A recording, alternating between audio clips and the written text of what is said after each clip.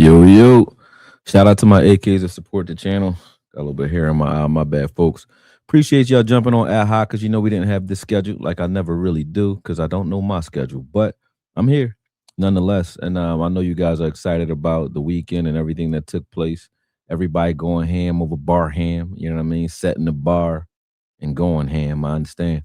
But you already know if you guys have been here, you're not surprised by the performance, not only by the Cowboys defense, but namely Barham. I've been saying all off season linebackers run free, and I don't think he even needed to run free though. Like it don't matter where you line him up at or who's in front of him, he's running through it. So Barham has definitely impressed and done exactly what I thought he would do if given the opportunity, which is part of the reason, right? And I'll get into that. We're gonna settle into the show. What's up, everybody? Kevin Hicks. I'll get into my points I was about to make on that in a second. Let me just say what's up. I've been neglecting y'all. What's up, Patrick? Judah's Redemption. What's good? I've been seeing you've been going hard in the chat, man. Judah been arguing with everybody, but I like that. Troy Dudley, you know what I mean? Good seeing you again. Wayne Wade, what's up? Curall, what's good? David Jenkins, my bad. I missed your call the other day too. You called me. I was in the middle of something, so I couldn't answer. But I saw you call me and I saw your text. I'll get back to you. Judah said Barham is plug and play. Cowboys Keystone, Akiville. What's good, man? Yeah, I was rolling around in Akiville today, Brody. You know what I'm saying? So it's good. That's the job. But you know what I mean? Like I said on the last live, I'm Philly at heart, but I just happen to be a Cowboy fan, but I'm Philly everywhere else. Ah man, Keystone Cowboy though. I guess you gotta come to the bar and check me out, man. You gotta back me up. Los Altos SM, what's good? Isaac's Media, what's up? He said we coming this year. Yes, sir. What's good, nation? Sadiqa, is that Sadiqa? Sadiqa, you changed your color, but I can see you changed your little profile. This fly, I love to come up here only when I'm going live, and when I'm looking for him when I'm not live, he ain't never around. I'm about to kill him. Right this time, you little fucker. Got him. I don't know if he died. He's probably still alive. But yeah, man. I see that you changed the profile. That's what's up. Yodi88, he said, Akoye, what's up, chat? He said, what's up, Akoye? William Cook, what'd he say? He said, you keep saying better coaches, better players. As you keep saying, better coaches, better players. Yeah. He said, you from Philly, how you become a Cowboys fan? This what No Altercation says. Mr. No It All Reactions. My bad. I said no altercations. I'm thinking about altercations and shit. I was born on an army base in Fort Hood, Texas, and my whole family is from Rocky Mount, North Carolina. I'm first generation. My cousins and I are all first generation Philly. Everybody else is from Rocky Mount, North Carolina. Just North Carolina, period. South Carolina, down south. So my family came up here, and then my family married people who came up here also from down south. So everybody was Cowboy fans coming up here because they was from North Carolina. My uncles and all that. My uncle played for the USFL. So he played it for the Washington Federals in the USFL. And he was a Cowboy fan. He taught me football. So, and then me and Emmitt Smith share a birthday. And I'm from Texas originally. I was born in Texas on an army base, right? So when I got here, the only part of where I was born that I held on to due to my family and Emmitt Smith, and I wanted to be a running back when I was young, shit like that, was the Cowboys. The Cowboys is the only thing Philly about. I mean, only thing Dallas about me. Everything else is Philly. You know what I mean? Even Sixers. I'm a Sixers fan. But when it came to football, because football was my heart, and I really hated the Eagles, man, because they was hurting the players that I liked for the Cowboys. I didn't really understand the rivalries back then. I didn't care. I don't like the motherfuckers. And it just became household fights of rivals between me and my cousins who are all Eagles fans. So I done bled for it so many times. I had bloody noses. I done gave them out. That is like, it's a stubbornness in me now that keep me with them. You know what I'm saying? But cool. He said, I got you already. Let's go, Cowboys. He said, fuck that. I don't need that long ass explanation. Well, why you ask that? You gonna ask and then cut off my whole wisdom and shit. But yeah, I'm from Texas. That's how I became a Cowboy fan and living in Philly, man. He said, man, shut up, man. Get back to the game. This boy gonna give me a whole dissertation on this, Joe. See what I'm saying? Y'all disrespectful, man. I be trying to open up. As soon as you open up, that's how I know he from Philly. Soon as you show any vulnerability to Philly, it's like they like, oh, you Joe. They right after you, dog. Like as soon as I did that, I'm only messing with you. All right. But yeah, back to football. So when this weekend was real lively. I mean, when you look at what Barham has done, like I said, everybody who's been here, I don't think they're surprised due to the fact that we already know. Make sure y'all put the likes up in the chat. You know, I'm working for likes. Make sure you like it, subscribe it. For those who really want the breakdowns to continue, like they've been stating, definitely, and the ones who see it on TikTok or Twitter as well, definitely make sure you become a member, because the reason some of those don't make it to YouTube is because they get stricken when I get here. So members are how I can afford to keep doing that without the strikes. And I'm strategically trying to keep my channel going because the wrong strike or the wrong person sees the strike or sees something they don't like on my channel, it can become a problem. You know what I mean? And that's all I'll say about that. But either way, when you look at if you've been here, you've seen what Barham is and what the linebackers will be with Marcus Dixon. But the beauty of it is, if Barham was in any scheme or any system, he can play. You know what I'm saying? He can play. It don't matter what it is. He's gonna be able to ball out regardless. But in this scheme, and we've watched with Marcus Dixon, linebackers run free, shameless plug. When you watch how linebackers are always running free in the A gap anyway in this scheme or with these fronts, to take a guy who can dismantle those fronts with or without the free run is just beauty. And then you couple him with Demarion Overshawn, you literally have two of the best linebackers athletically and skill-wise in the game right now. If Overshawn stays healthy, nobody argues whether or not Overshawn is a potential top linebacker if he's healthy. So if he can stay healthy for a full 17 games this season and Barham does what he does, you have one of the most talented linebacker rooms in the game, period. And the starters are crazy. Like, you can't tell me two linebackers. I don't want to lie because I might be able to find some. I might be. Let me look around the league, but I can tell you they definitely top five. That's for sure. Those two together, starting and healthy in this scheme. This scheme makes average linebackers play better. So guys who can do it all on their own anyway, they're gonna make Barham a force to deal with, because if all the opportunities that guys like Eric Wilson got, right, where he was average and running around, running through gaps, and got the stats that, like, 122 tackles, 17 tackles for loss, 6.5 sacks is what he had last year from Minnesota. Go look him up. Eric Wilson is nowhere near any linebacker in this room. He wouldn't make this team. He's really not a good linebacker. He's been in, and I say that because he's been in the league 9 years. You still don't know his name. And he only started 2 years out of it, and that's due to injury. He never started outside of that. So to say, like, these linebackers are going to be playing, the ones that we think are at least top 5 in the league already, are going to be playing behind a front that allows them to run free and wreak havoc, and that only enhanced every linebacker for the last 4 years that they have played behind it. The numbers are going to be sickening between those two. And if that was my question, my 2 questions for this offseason so far was like, okay, what are the corners going to do? I like what I've seen out of Durant and Revel. I think Bland is going to be Bland, and then when you look at, he said Greenlaw and Fred Warner. Yeah, those 2 linebackers definitely could do the same, or they're dangerous. Greenlaw is another Demo. He gets injured a little bit, but he's violent like Demo, right? And then Barham is definitely like that. So I guess that's definitely a good duo. But hold on. My point with the corners anyway that I was making. That's why I don't like to read the chat when I'm talking. I lose my train of thought. But my point with the corners was this.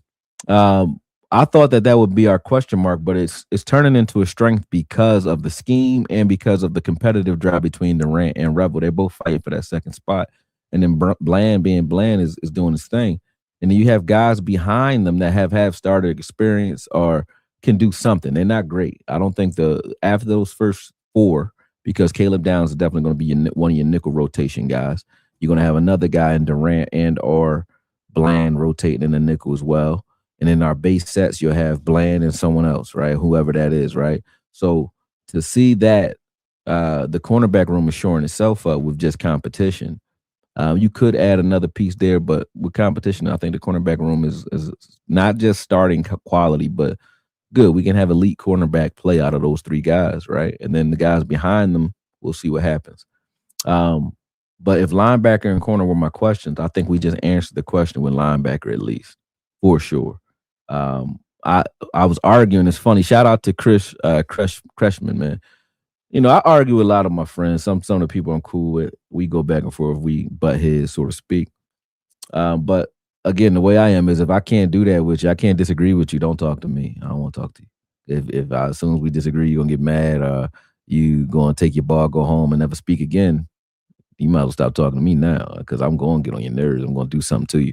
Not like intentionally, but I'm going to say what I feel. And there's no way to say the truth from your perspective or to speak freely and not run the risk of offending somebody. You're going to offend somebody, dog. That's what it is. So I can't be your friend if I can't offend you and you let me. I'm not telling you to let me disrespect you. But if we can't come back from an offense with an apology or a redirection or a contradiction of some sort, then a compromise, then it's cool. I don't want to talk to you. But I say that to say, me and Chris Creshman were arguing fervently about Bobby Wagner before the Arizona game. He was like, man, I don't know about linebacker. I said, listen, bro, I don't think, and I hope you don't mind me repeating this, but I don't think that, at the end of the day, a progress stopper is what this room needs. Like if you wanted to bring in Bobby Wagner, I know he's looking at him more like a Von Miller type where he's going to be a coach on the field. He's healthy. He's won Super Bowls. And that's true. But he's also a guy that knows how to win out in training camp, number one. He's a guy that's going to hurt the Bobby Wagner. Yeah. He's a guy that's also going to hurt the chemistry because you got guys competing for that room. And all the snaps that he gets is a snap that Barham and or DeMarion, who are both fighting to become the guy. You know what I'm saying? Those guys aren't getting no snaps if he's here. And if him and Winters are the guys in that room, how long are we waiting to see? Well, we have been waiting to see what Barham and DeMarion could be. I said it's not, you can't just plug and play. Like if you came in, if you say, hey, DeMarion, I want you to fight for or work for your contract, but then you come and bring in a guy that takes him off the field, the players see that. That's something that the front office considers. It's not just bring a player in and fuck what it does to the locker room. They pay attention to that. So when you have guys competing like they do, they want to lose their opportunity on the field and not in practice either. They want to lose it on the field. And I kind of agree with that if they're players that deserve the opportunity, right? If you just suck and I could tell, like, there's nothing you gonna do. Are you not dedicated? It's like, okay, go ahead, man. Right?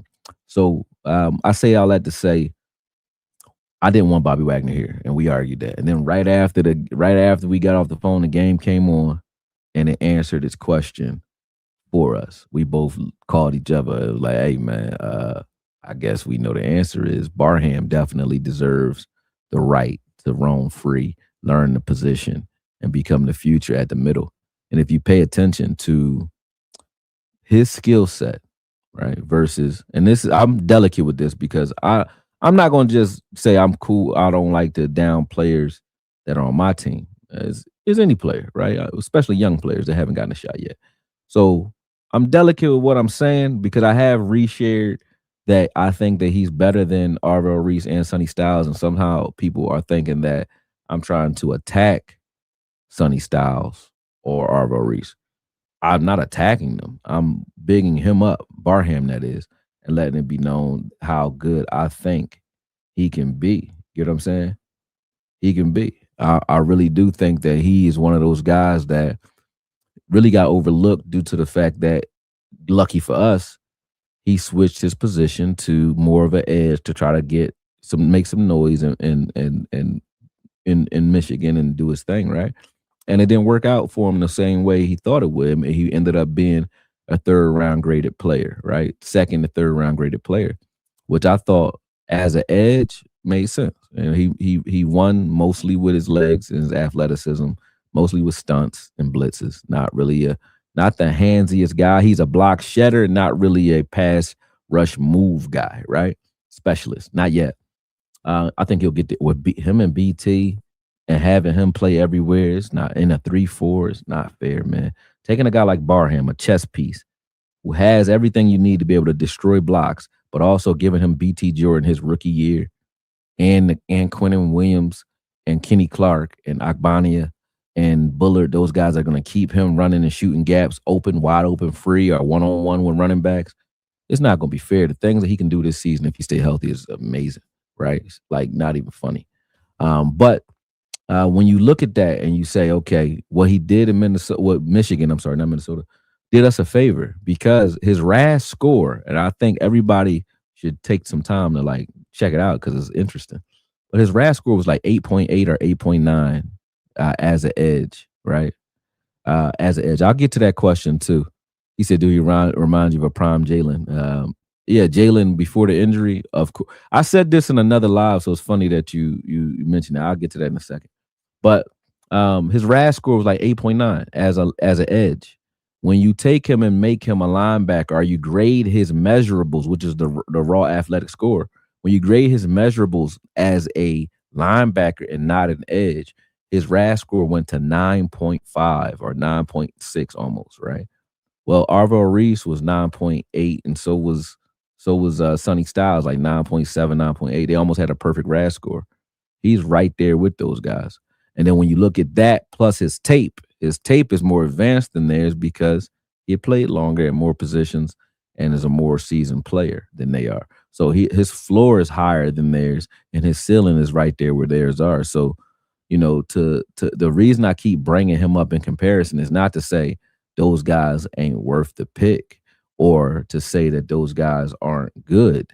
It's to say how good he is and what company he should be kept in, not to down the other guys. You know what I'm saying? It's like saying you belong with us. Like if I'm a SEAL Team 6 and I say you're good enough to make it, I'm telling you you belong up here with us. I'm not saying the guys that are up here with us are worse than you. You know what I mean? I'm saying you belong up here. You deserve to be up here.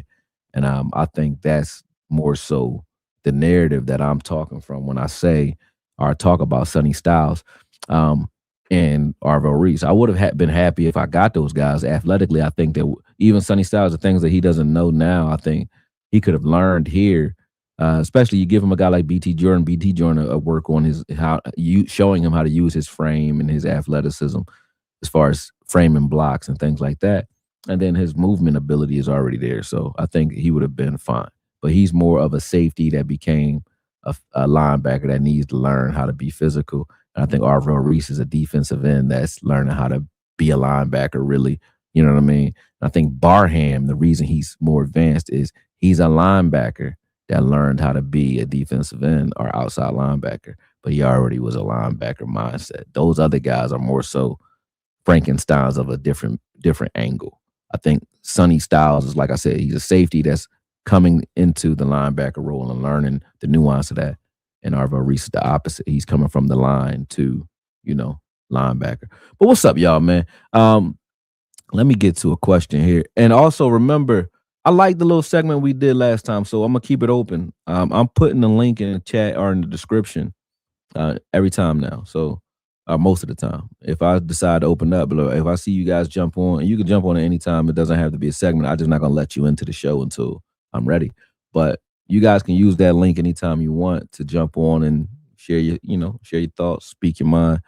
Disagree, agree, doesn't matter. Say whatever you want. Just be respectful to the chat and everybody that's on, and understand I got YouTube rules, so certain things I'm not going to show or say.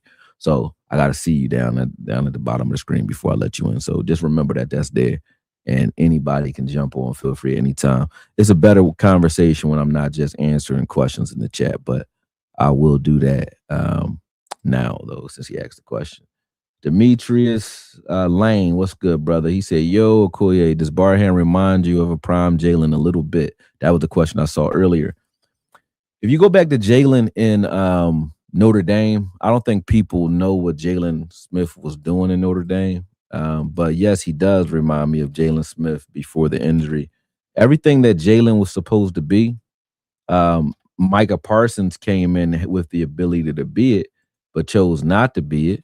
And then, Barham is now that. Barham is actually healthy and playing the position the way Jalen Smith played it in Notre Dame. So we've been wanting these type of linebackers for a long time now. I'm trying to find. I'm gonna show you Jalen Smith's pass rush moves as a linebacker.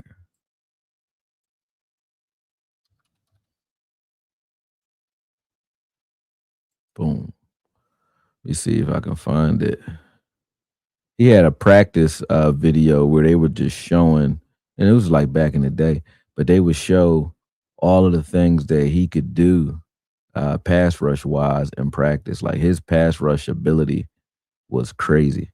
Put his hand in the ground, stand up, outside linebacker. He could play every linebacker position and do it well. I don't see that video here from the practice, from Notre Dame practice. Let me see. Let me see. Practice. Talking about practice. Um,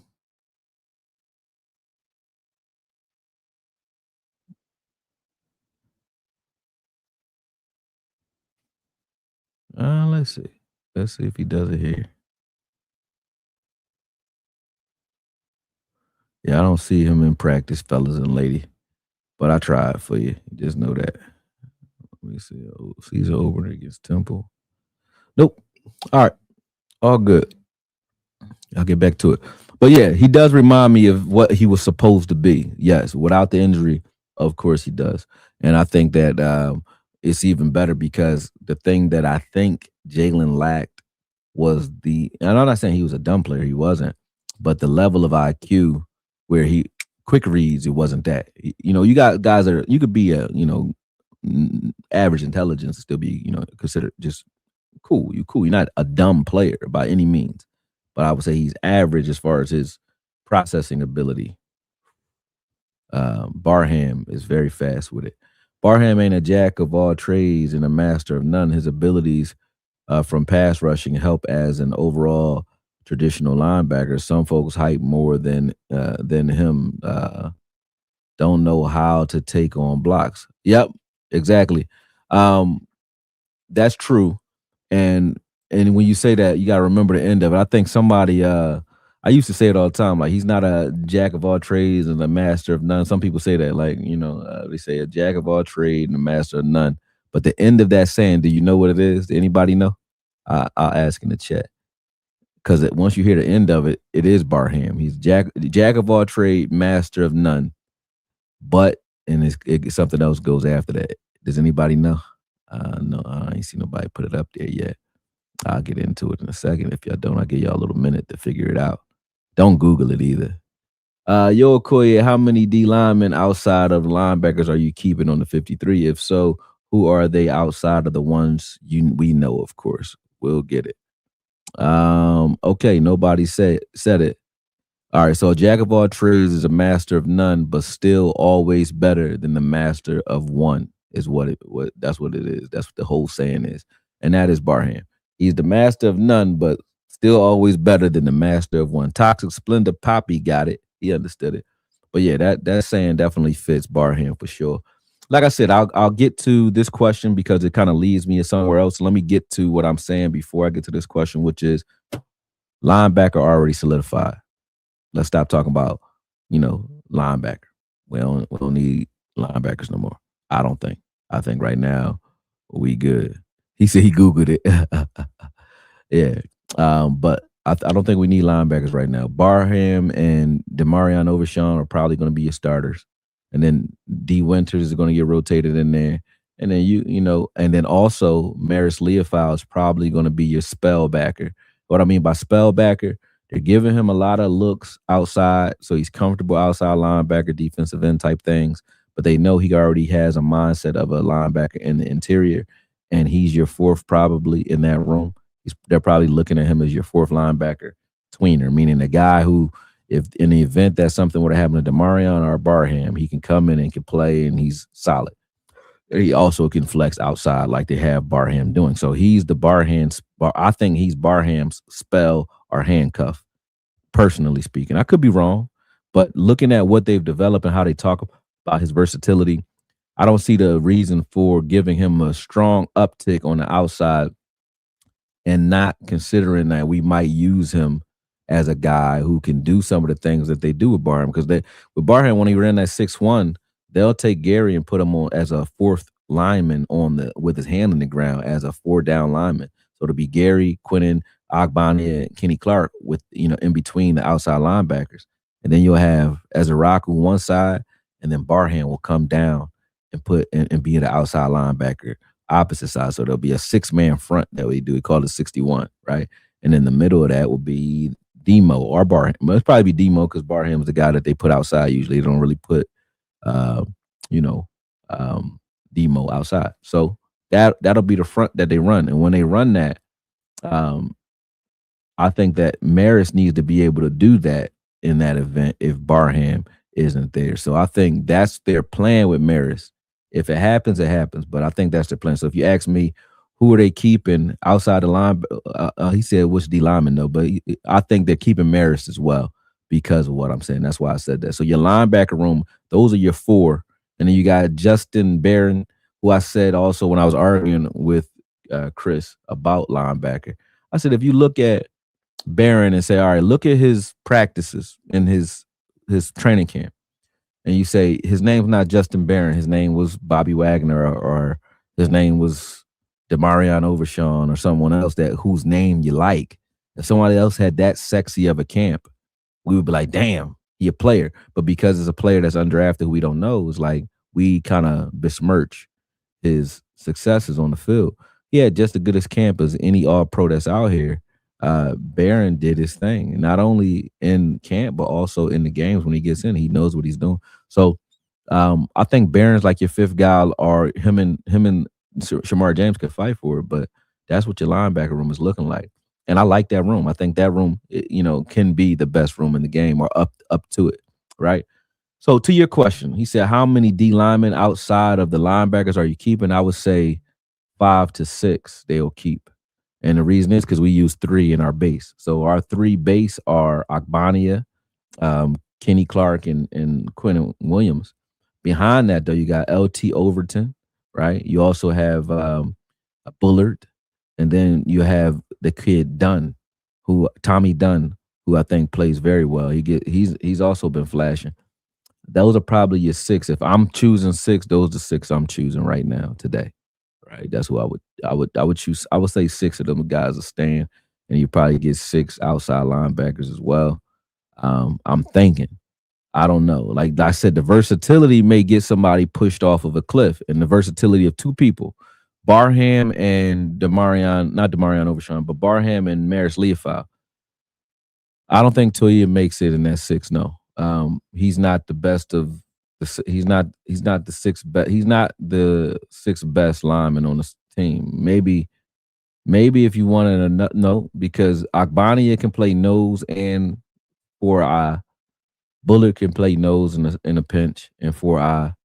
So you got 3 guys that can play nose tackle. You got a bunch of guys that can play 4-eye. Gary can flex in and play 4-eye. You got Overton is a 4-eye guy. Bullard can play 4-eye. Kenny Clark can play 4-eye. So it's like I think Toye is a guy that you could use. I like him, but I think he's going to make it to the practice squad. So yeah, I think that's what's going to happen with him. I don't think he's better than Dunn. I think Dunn is better. So I think Dunn should play. If he doesn't, it'll be because Dunn's trying to make the team. He might not. Who knows? But I like him. I think if you're talking talent, Dunn is the 6th best the 6th best defensive tackle in that room right now. It's Dunn. And I think they'll keep 6. Outside linebacker, they might keep a little less because of the 53-man and versatility. So if you got a guy in Marist that can play, like Marist and Barham are going to affect the linebacker and outside linebacker room because both those guys could play inside and outside, right? So if you got guys that can play inside, outside, that makes the guys who just play outside but are further down the depth chart a little less attractive than they would be. And guys that only play inside who are further down the line, like a Barron or Shamar James, a little less attractive than they would be. So I would say, that's why I put Marist above. I'm not saying that Marist had a better camp in the middle above, Barron or James because he hasn't played in the middle really.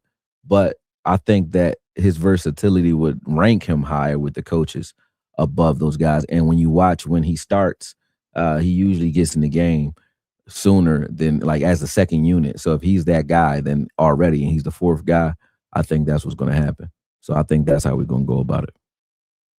All right. I still don't see nobody on that link. Remember, it's 264 of y'all in here.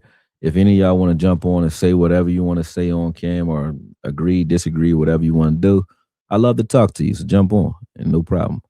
All right, let me read this. Hopefully, we can shake the rust and get up to real game speed quick. Get warmed up before it's too late. Their starters been playing. They're closer to game mode, real game mode. Just saying, wish we'd played some of the starters. The link is in the description. So if you look in the description, meaning go to my YouTube video, look under it, and the first thing you'll read, you'll see that link. You can copy it and put it in your phone, or you can go on your computer and you can talk to me. I agree and disagree. When you watch our practices and how physical they've been trying to be in practice, when you got a physical team, and we have been physical, you got to think about it, right? We haven't had a team like this. We had teams where a hitter here, a hitter there. You'd be like, all right, Wilson to hit you. And you'd be like, okay, Parsons might smack you too. Then you're like, all right, D-Law smack you. You know what I'm saying? Then you'd be like, well, LVE ain't going to hit you. Jalen, if he can catch you, he'll hit you, but he might not catch you. You know what I'm saying? You had a bunch of guys that sprinkled in here. You'd be like, not really that physical. But you have some physicality here and there. Now, I think we got one of the most physical teams and defenses in football now. They got to go out and be it and hold up, yes.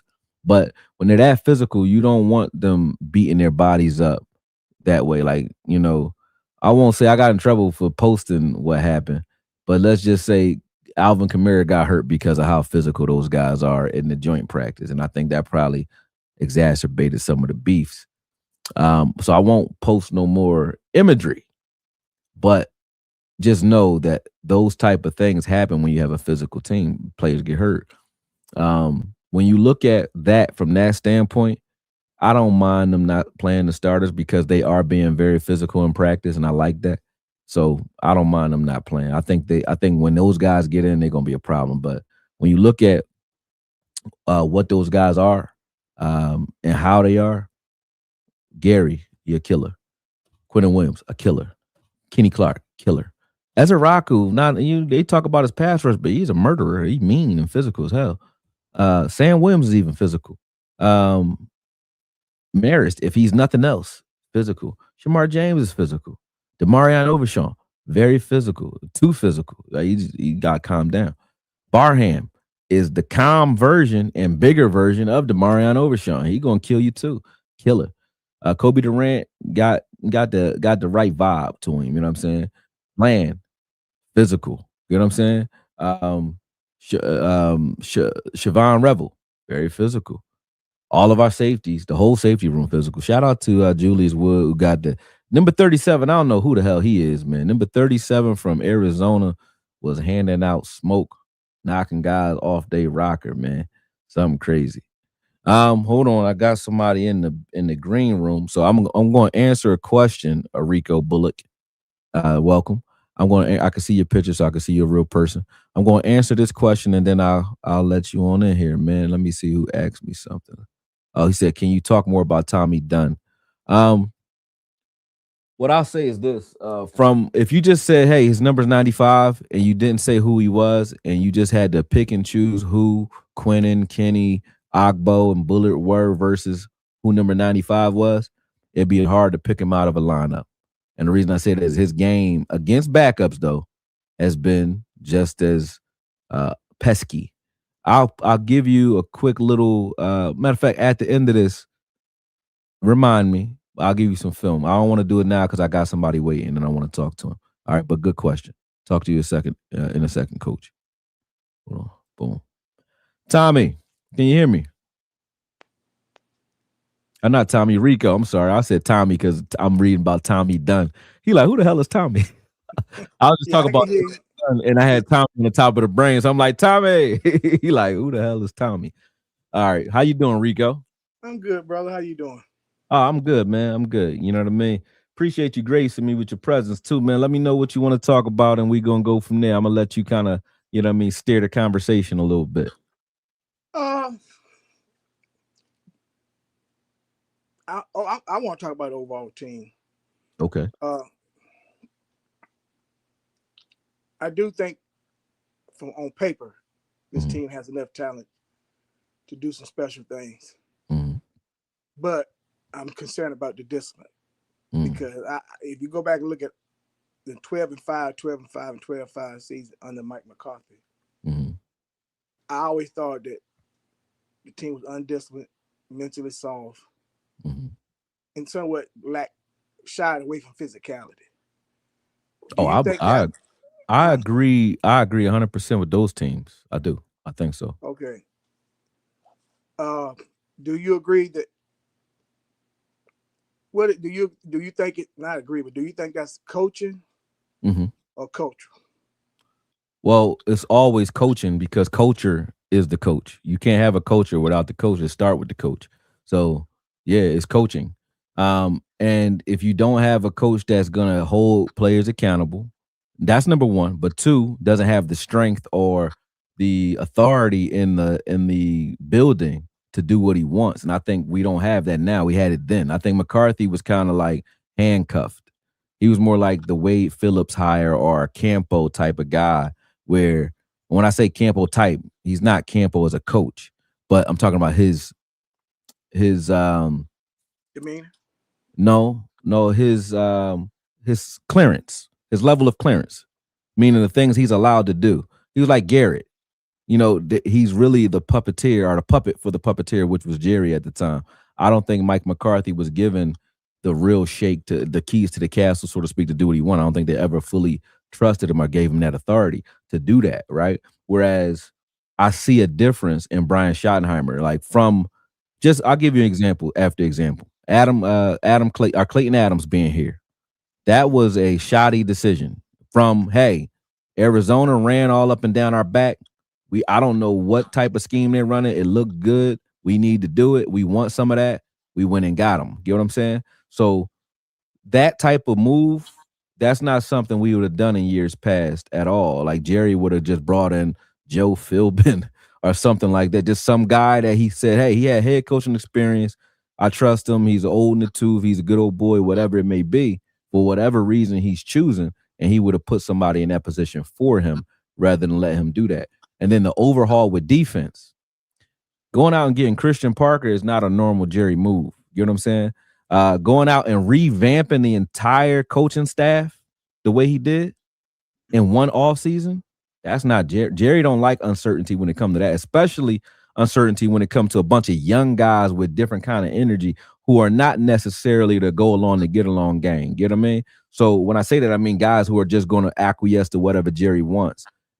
They want to bring their style of football here. And I think Christian Parker seems like he's getting that level of respect as well. So yes, to your question, to make it shorter, yes, we did get run out of the gym because we weren't physical. And I was just saying that before you got on. I don't know if you heard, but when you go down this list as well, it's not just a few hitters here where you got a few guys that are physical, but then you got the rest of the guys that are just here. Like Anthony Brown was just a guy, right? He was cool, he was okay, but you wouldn't say he was the physical guy, right? Then you got other guys. You got Carr, physical, right? Then you had like Wilcox at one point, physical. Barry Church, physical. You know what I'm saying? You had Roy Williams, physical when he was here, but there'll be a sprinkle. One guy at this level that's physical, one guy second level physical, one guy first level physical. Now it'll be one guy that's not on the entire defense, maybe if you can find them. You know what I'm saying? That'll probably be a corner somewhere like Kendricks. I know Kendricks is not physical,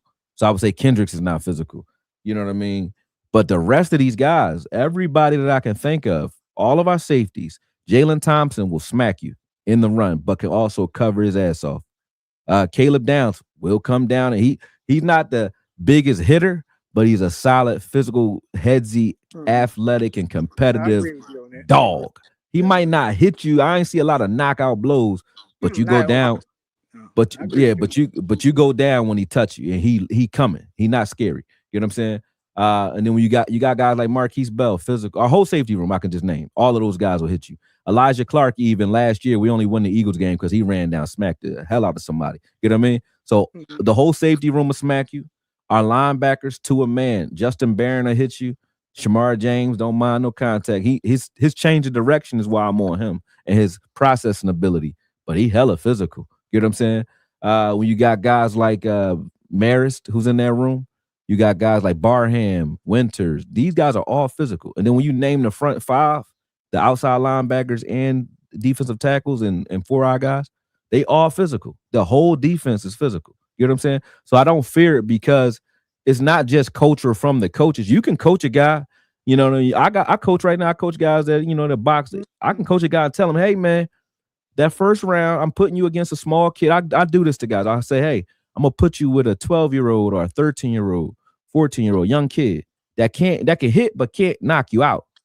And I don't want you to block. I want you to catch the shots on your forehead, chin, so on. And I want you to start rolling the shots because they can't hurt you. It's gonna hurt, but it's not gonna knock you out. Roll the shots.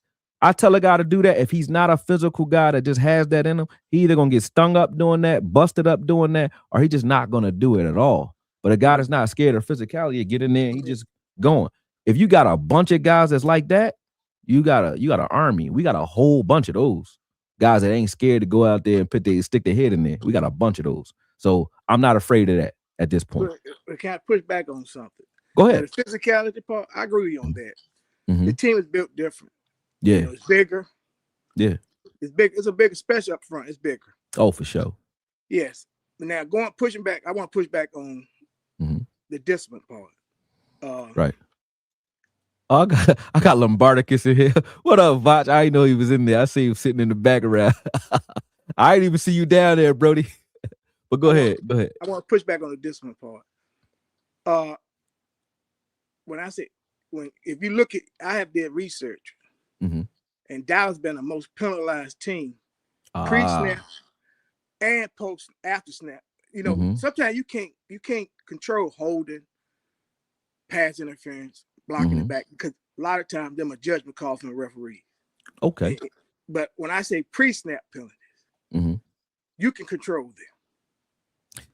Okay, you know? So I get where you're going now. Yeah, and when you look at the history of Dallas, it goes back farther than Mike McCarthy. It goes back 20 years. So that's 20 true. Years, you can't blame this on Jason Garrett. Can't blame this on Mike McCarthy. You can't blame this on. I blamed it on who we blamed it on, though. I blamed it on Jerry. He the only constant. Yeah. Because he was handcuffed. He only didn't do this to one coach or two coaches now. That's Brian Schottenheimer and Bill Parcells. Bill Parcells and Jimmy Johnson. Oh yeah, Jimmy Johnson, of course. But since Jimmy Johnson, I mean, Parcells will fire your ass. Well, and Parcells will cut you. He'll just cut you. You do something dumb, your penalties weren't high because he'll cut you. Okay, same thing with Jimmy Johnson. He would do the same. Exactly. Now the thing about it is I can't go out and say that Marty has that type yet because we haven't really seen it. Because last year we was a penalized top 5, top 2, 3 penalized team. Right. You know what I'm saying? So I until I see that, because I'm gonna tell you why it's different. I'm gonna give you something. Now I can't make you believe anything different, but I'll give you something to maybe change the way you think or change your perspective. You saw how our defense played, right? Yeah. Do you think it was? Do you think they were disciplined and controlled? Yeah. You know, me and my younger brother, Cowboy fan, we laughed. I said, "Man, this year defense just with the third, second, fourth string player." You saying it? You can see the communication. You saying it? So, but so that. Go ahead. Yeah, and it's the communication is different, and they know. Now, I ain't talking about communication though. It's something that means. It means something that they're that disciplined all the way through 4 quarters of preseason and all the way through their fourth string. That means something. Well, and that means first game they had 11 penalties. Yeah, they had 11 penalties, but 3 of them came off the first drive. 3 of them came off the first drive with Carson. That wasn't really, you know, I think some of those were ticky-tack. But either way, we can be penalized, and we still will be because Jerry did what he did to whoever he did it to. I think the refs always are going to penalize us a lot, right? But as far as discipline from the team, though, we haven't had this level of leadership or discipline. I haven't seen it in a while. Where you, except for maybe when Parcells was here and we had like 13 Pro Bowlers or something like that. That's different. Yeah, they was disciplined too. Sean Lee, those guys were disciplined. But this team is the most disciplined team in the last 19 years for sure.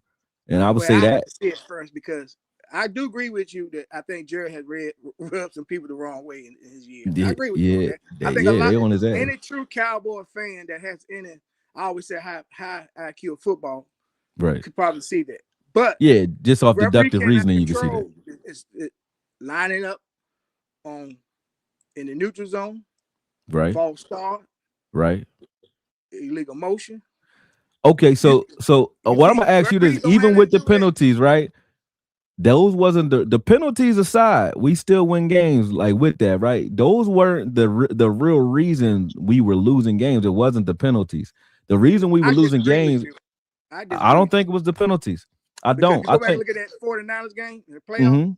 That last one, I don't know if it was the second or the last one. It was a close game, but I think we set a record for penalties. In that. Oh no doubt about that. But what I'm saying is, we could have shored that up with better offense and more physicality even back then. Like, we left it in the, it was only a close game, not because of the penalties. It was a close game because we weren't good enough. Now, the penalties took us all the way out, of course, but it wasn't like we were good enough, but the penalties are the problem. We weren't good enough with or without the penalties. We weren't good enough. You know what I'm saying? That's how I looked at it. Like I said, so the defense wasn't this defense. And we were still, you still could run on us. You could you could out physical us. We was getting out physical too at that time. So I'm gonna just say we wasn't good enough. I enjoy your question. I'm not kicking you off the show. I'm gonna put you backstage, so because I know Vosh is going to roll out. You know what I mean. So I want to go ahead and get him on here real quick. I'd like to hear what he has to say. I do too. I'm gonna hear him in a second. But stay backstage if you want to ask more questions. I'm gonna still be here. All right. Simple. All right. Akoye Media. Cavachier, man. What's up, man? Let me tell you, I like the pup. You got the blue nose. Let me see him, man. Let me see this young boy. Got a man. little roly-poly, you know what I'm saying? Yeah, man. That's what I'm talking about, man. You know what I'm saying? Look at that coat, man. You shouldn't have got no pit, though. You corny for that. Because, you know, because I had 10 Kangles. You could have just took one for free. I'd have gave them to you. I wouldn't even want nothing free. You a businessman. I wouldn't even want to do that. They had to get out of my house, bro. They all left for free. I got rid of all of them for free. I ain't want no money. Look, I took one from you, man. Yeah, I'd have brought one down there to you. So you ain't even had to do that. Let's get to work, man. Let's talk, man. Let's get to work, brother. Hey, man, let me tell you something, Akoye Media, brother Darius. Because you are my sibling. You my older sibling, so I call you brother. The OG. What's good with you, man? Talk to me. I don't care nothing about your penalty yards. You feel me? That don't dictate your discipline. You feel me? There you go. I was brought up in this game. I coached it for a little bit as well. Discipline ain't the yards. You would love to not give those yards away. Right. But discipline is not leaving your man too early on the combo block. You feel me? Discipline is making sure your eyes good. If somebody disappear, you look for the stunt on the other side. Discipline is if we in our run protection, we supposed to be stacking and shedding, but you running the field trying to make a play. You understand what I'm saying? Yep. This being undisciplined is hero ball. You feel me? There you go. The Denver Broncos were a top 3 penalized team in yardage last year. You ain't finna look at me and tell me that they not disciplined.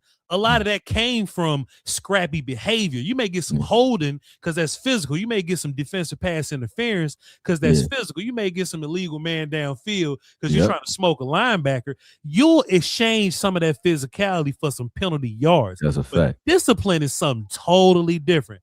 Hold on. Shut up. Damn.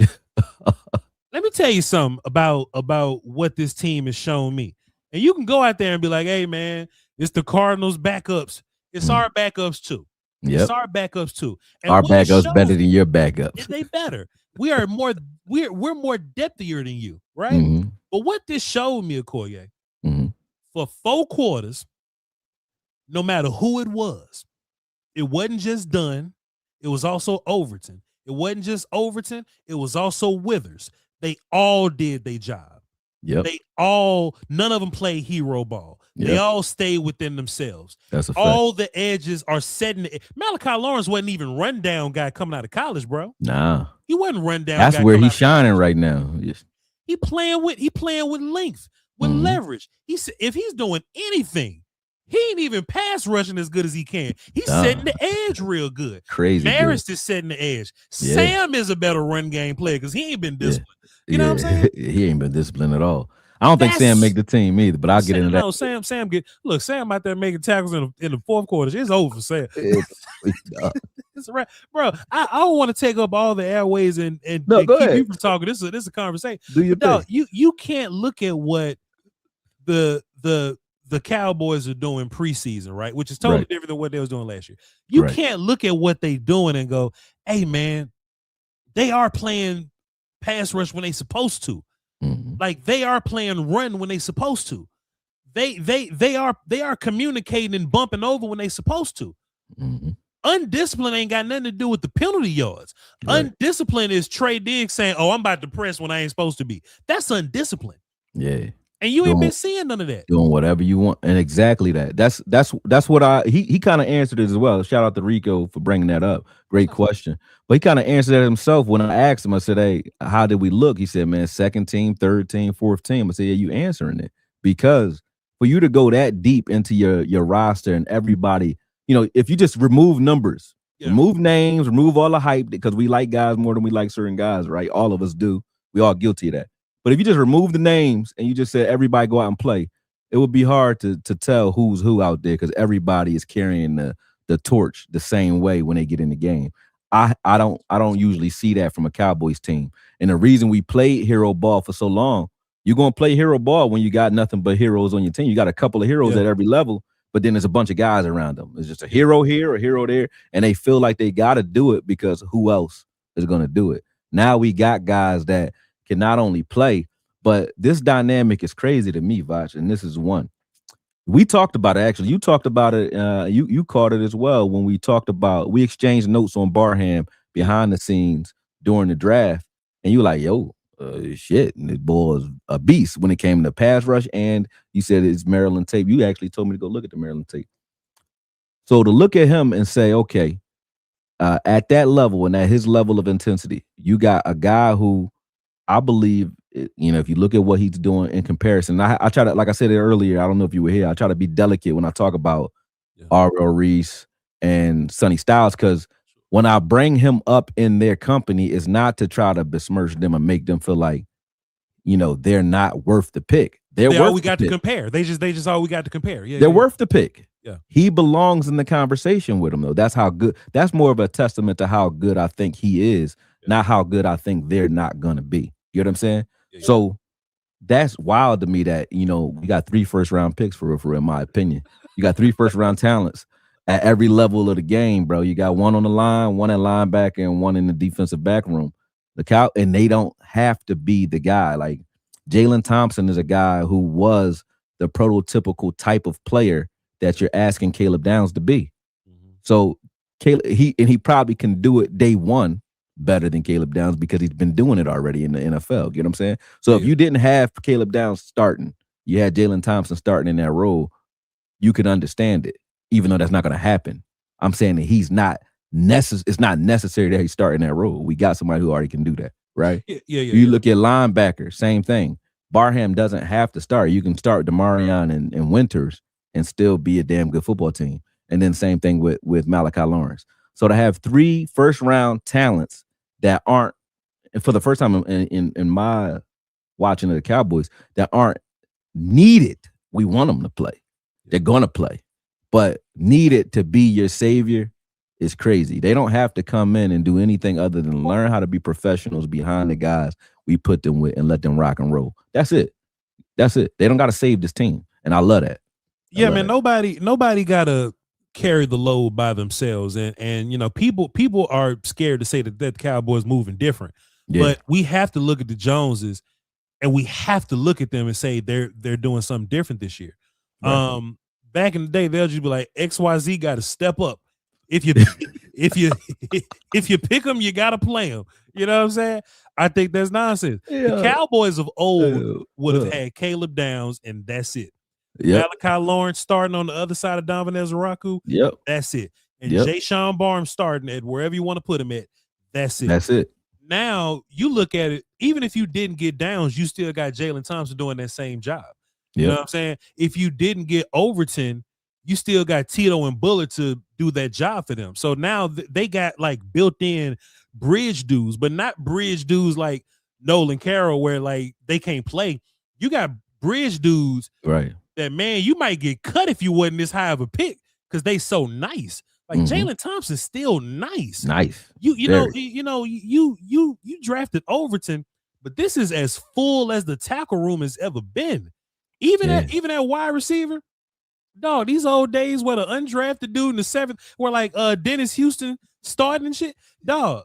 Yeah. This is what I always talk about. You got to bring in these nuclear missile players to bump people down the roster. You know what I'm saying? A couple of years ago, Tolbert wouldn't make this team, bro. A couple of years ago, Tolbert, Mingo, Jalen Brooks, and Flo, it was 4 guys, and they was fighting for 4 spots. The loser just went to special teams, right? This year at wide receiver, you got 5 guys playing for 1 spot. Number 1. Because Pickens ain't going nowhere.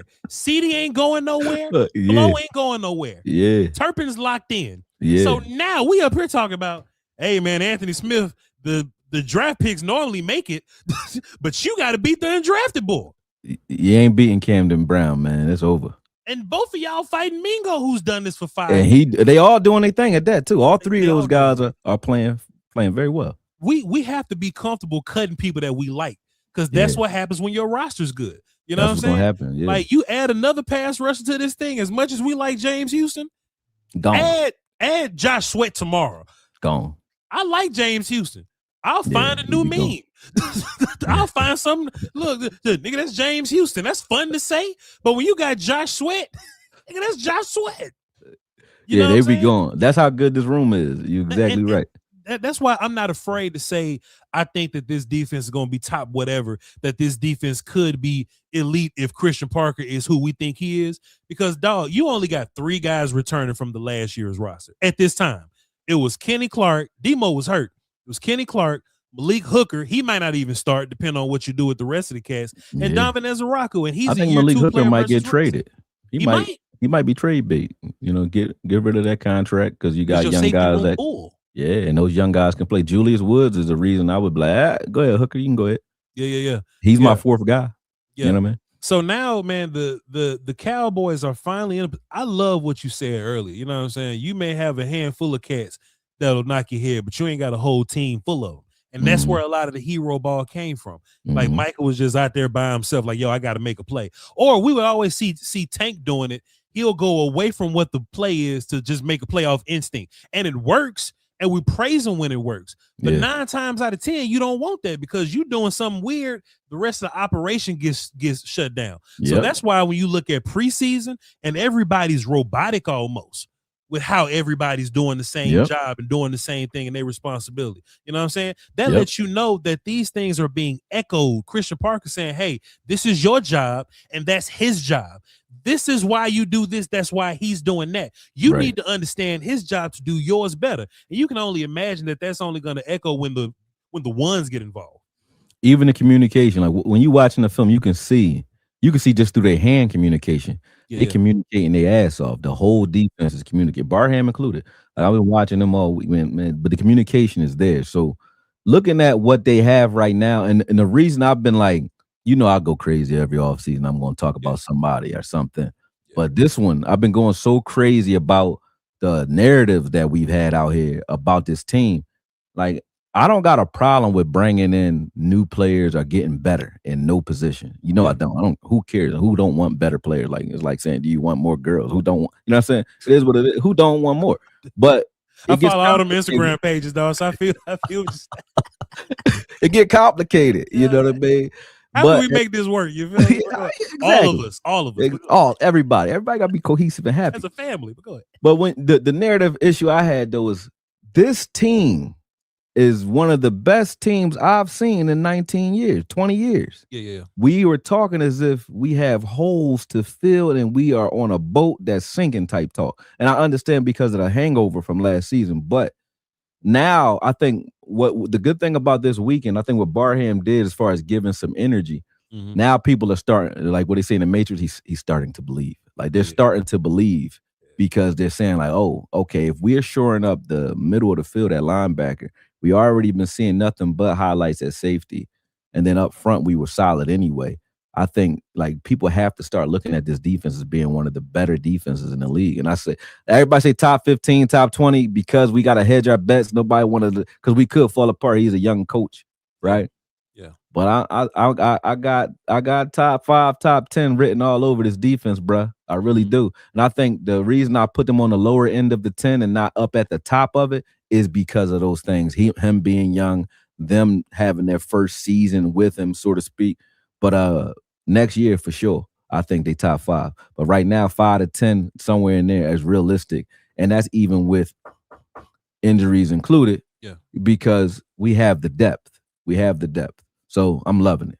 Mind you, it's healthy to lean into both ways. You know what I'm saying? Like you could be like, hey, we need to add somebody else because we're not just trying to be a good team. Like we trying to be Philly, we trying to be San Francisco, we trying to be, you know what I'm saying, Detroit and all those guys. So I want as much weaponry as I possibly can. Look, you know me, I don't just stop at the AR. I want many of them. So you would be like, shout out to Boston, a team overkill for real. He said, I ain't stopping at the AR. However, I don't even, you already know, I got everything in you know what I mean? You know, different applications for every, you know what I'm saying? Exactly. It's different tools for different jobs. You don't bring a hammer to do a screwdriver's job. You know what I'm saying? However, I appreciate your point because how many times have we heard Stephen Jones say, if we had to play a game today, we could. And we all knew it was BS. Stephen Jones' version of this roster is ready to play a game today if we needed to. Right. His version of that was Daryl Worley, Damone Clark, Dontari Poe, semi-catching passes and shit. You know what I mean? Yeah. Carlos Basham. Like, that's his idea of that.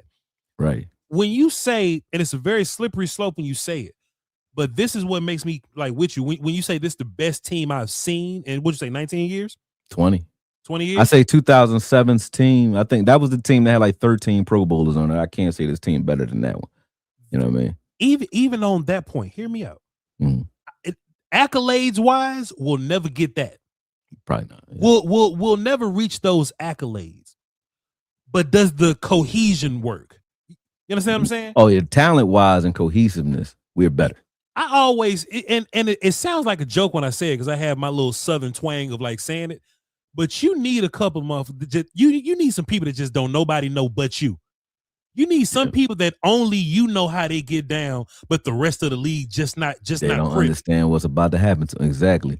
Remember Scott? I don't know if you younger than me, but it was a dude sorry to cut you off. It was a dude by the name of Scott Case that played against the Pittsburgh Steelers, number 25, white dude with a mullet. Dude. Scott Case was a safety. Yeah. He knocked out the entire Pittsburgh Steelers wide receiver room. He was knocking everybody the hell out, bro. His name was Scott. I didn't even know where we didn't have him on, I think, our regular roster throughout the season because he wasn't playing. He was a backup, but he played in the Super Bowl and was knocking the shit out of. He knocked Ernie Mills out. He's knocking everybody out. So I'm like, this dude was crazy. So I know what you're saying. Like we had guys like that, where it's like they like a mercenary hired. Like you don't even know these people, but it's like we've had stars for so long. I don't want to grade stars no more.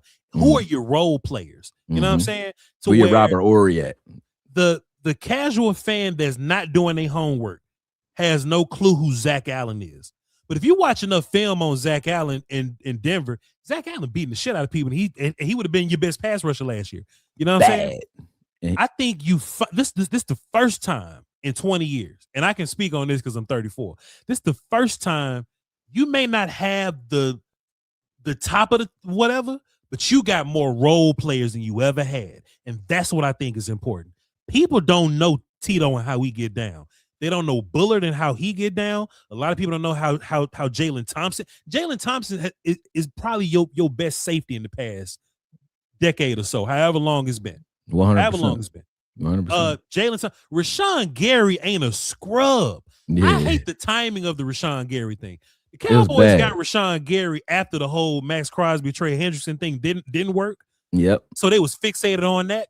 Yep. Rashawn Gary would have been the best defensive I end. think you're the only one who say that because it's like you actually being real about it. But most of the people that I talk to or I listen to when they talk about it is like we talk like we are scared to have Gary on the field. I'm like, when was that ever a thing? I don't understand how that's even. It's like I feel like I'm in the Twilight Zone. I said the bull. I never seen him Like, I never seen him get run on or run through like he was nothing. And I haven't seen him get embarrassed or played out.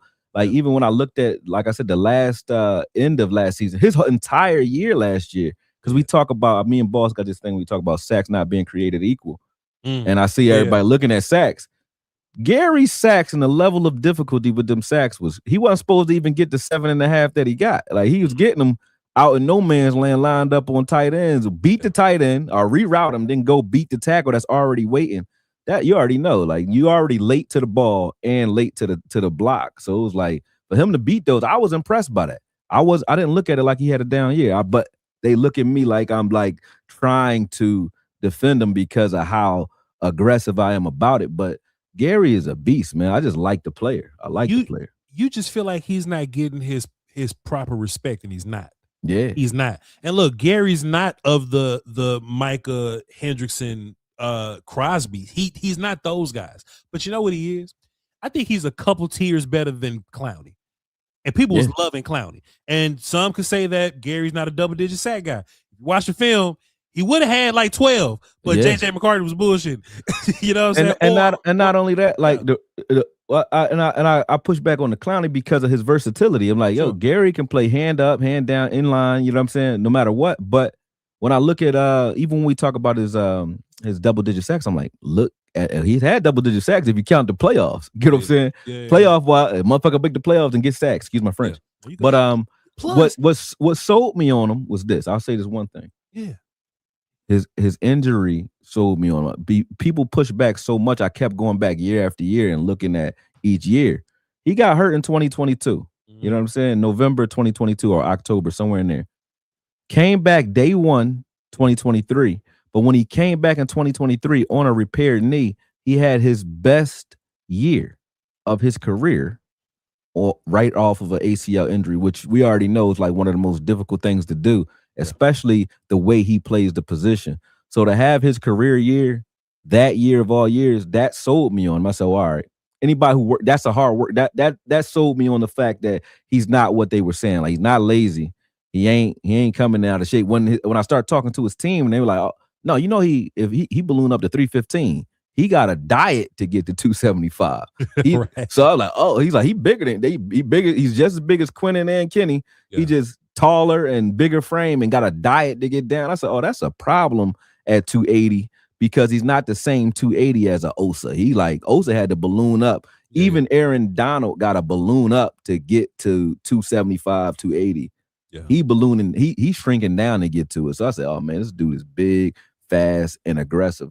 I think the sky's the limit. And then if BT put his stamp on you, I trust him. I'm gonna put my stamp on you too. Yeah. So it is what it is. I think, and I don't want to spend too much time on Gary because I spent the whole offseason on him, but I think you hitting it right on the head with that. It's like a lot of people got caught up in the FOMO, fear of missing out, and they kind of threw him into the flame with that.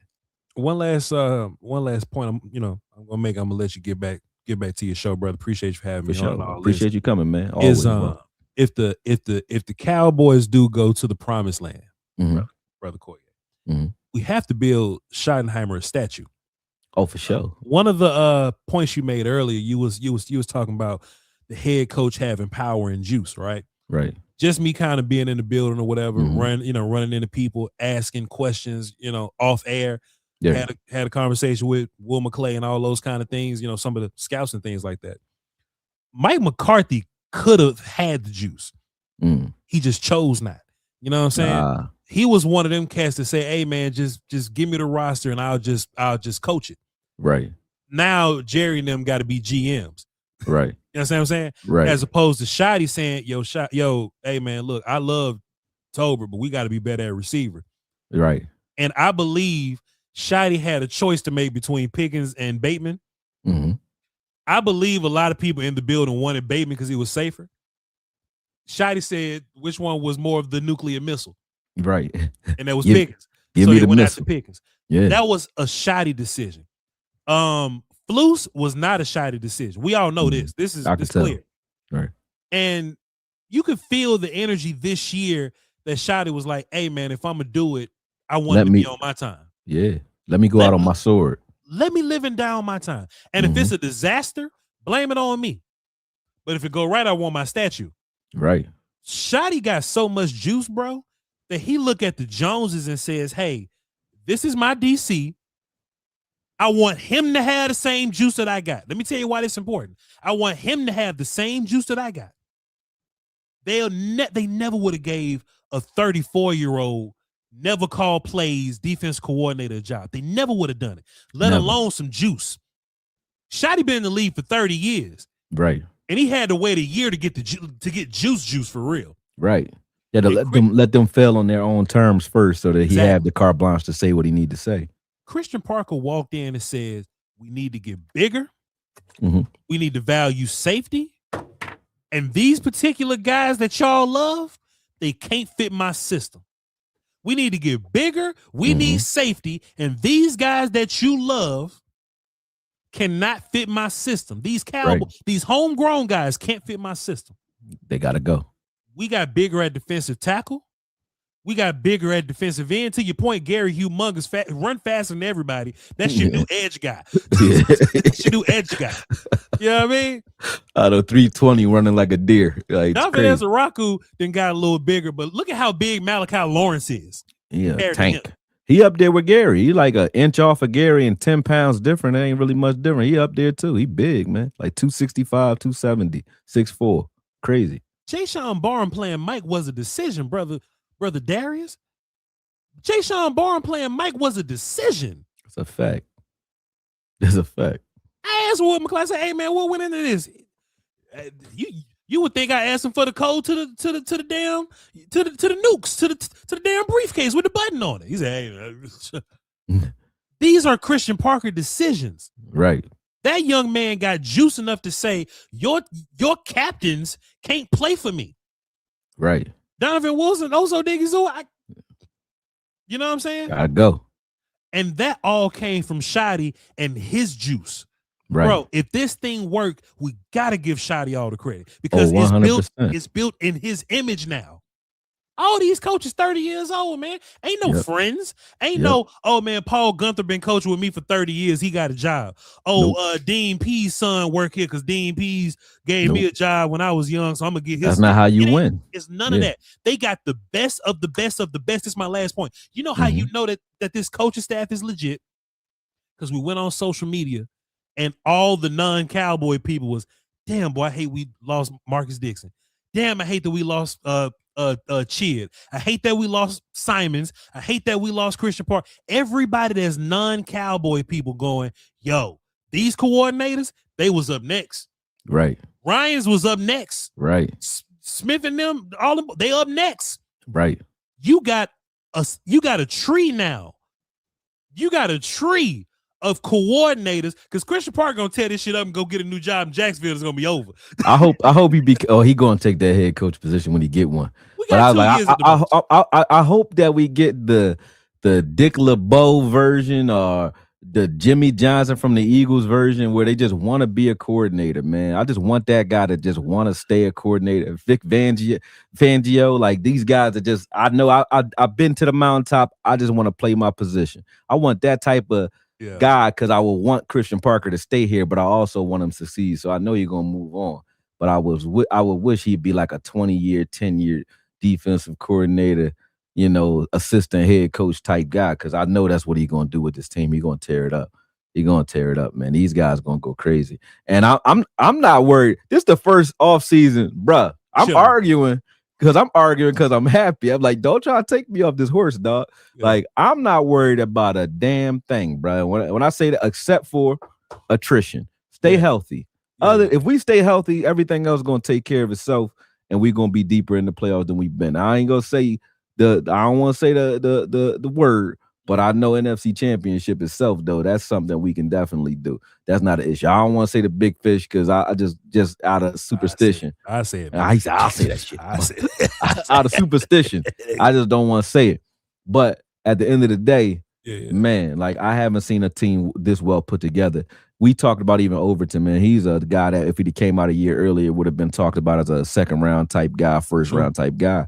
He stayed another year and it hurt him, but he don't even got to play. So it's like we got names everywhere that don't have to touch the field and that finally get to develop in a culture. Yep. Bruh, I know we've had our differences about a lot of players, but Mozzie, man, imagine Mozzie coming into this locker room. Mozzie might have been nice here. Yeah. Yeah, because you got guys to learn how to be a real professional from. I feel bad for him not being able to get an opportunity to like really be developed and say, hey, Overton, get on in there and be a world beater today. Like, you know what I'm saying? He get to sit and learn behind this type of unit, and that's what's most important, man. We got a bunch of guys that can do that, and they all leaders here. I love it. Hey, man, appreciate you for having me on, man. Just wanted to hop in and stir it up a little bit because I am a fan of yours. You know, I'm still a fan of yours. Likewise, good brother. You already know. I just be watching quiet. I don't always jump in the chat. No, you always here, though. Yeah, you always watching. I'm always echoing what you said about Marcus Dixon. I think you've been fighting about Gary a lot, but the Marcus Dixon point is the best point you made all off season. And that's the one that I argue that too. Yeah. That's the one that I'm constantly harping on. And look, you can tell his impact because all your damn tackles is good. Like your 7th and 9th defensive tackle playing well. You know what I mean? Yep. So to that point, I just want to keep giving you credit and flowers and shining light on you, brother. Appreciate that. And even those linebackers, man, they all shoot. Look at Shamar James last game. You know running around. They just shooting gaps, no problem. Nobody blocking them. They just, we ain't arguing about them not being able to shed blocks because I ain't seen them have to. Hey man, if the Cowboys reach that superstitious place that you don't want to talk about, the superstitious bowl, yeah, you can't watch it out there. You got to come out here with your people. I'm coming, but so I'm gonna tell you, I ain't tell you like this though. The bar, appreciate you sending me love on the bar too. The bar is situated, but after probably by like November, I'll know how everything rolling. And then I could step away from my partners and tell them, like, listen, man, every weekend or every home game weekend, I'm out. So I can fly out there whenever I want. And I'll be out there this whole year. Regardless of how I play out, I'm going to be out there. So, and we definitely got linked because I ain't get to see you last time I was there. So you hit me, you got me on the last day. I think you was out of it. You was doing like a cookout or something the day before. Yeah. And then that day I hit you, you was late to it. So I was like, all right, I'm already on my way to the airport now. So I'll catch you. But we bros and we always gonna re-up anyway. Oh no, we ain't bros till I get you drunk. I'm gonna get you fucked up, and then we officially fight niggas in the club together. We look unassuming. We gonna smoke everybody in the club. We throwing leg kicks and shit. I'm like, bite him. Like, remember, what was that? Rob Burgundy joke? Shoot him, stab him. I got that too. He said, Brick. He said, I think I killed somebody. Hey man, funny man. All right, Brody. Man. Love you to peace, man. I ain't got my sword. I will pull that. It's all the way over there. I got to walk to it. I got you, Brody. Appreciate you, man. Yeah. Thank you. Talk to you. Oh, man, that was good. Appreciate Vice jumping on. I got Clebo that's been waiting, and then Trill Talk Sports. Appreciate you jumping in there, too. I will get you back in here in a second, Trill. But first, let me holler at Clebo, see what he want to talk about, and we go from there. Appreciate Vice for jumping on once again, too. What's up, Clee? You from Philly, man? You got the Philly beard. What's up, man? Where you from, man? It's a DC beard, bro. Oh, all right. Well, that's East Coast. Yeah. You right up the street. I bang with the DMV. I live on the West Coast now. I'm in Arizona right now. So, but all right. But it's all love, bro. Hey, Bob kind of hit on what I wanted to talk about, like that last segment, man. With when you was talking about the Marcus Dixon, and I just wanted to give you props for that, man, because all summer, man, like. It's been a whole lot of talk about like our players and what we don't have and what we need and all of this. Right. But you was one of the only, if not, well, you was the only one that I seen that really put a big emphasis on the coaching staff. Right. And I remember calling a couple of content creators and I was trying to say, man, coaching is very important, man. Like 100%. Y'all just downplaying coaching, man. Like, you know what I'm saying? Like, can you imagine if Sam Williams had this coaching?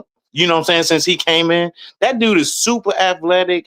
He got everything you need to be a DN or a rusher right there, man. So I just wanted to give you props on that for real, man. Because I look at the Patriots teams, bro. Like all them Super Bowls they won, they wasn't like superly over talented. They were just a well-coached team, and not just head coach. I'm talking about from coordinators, offense, defense, special team.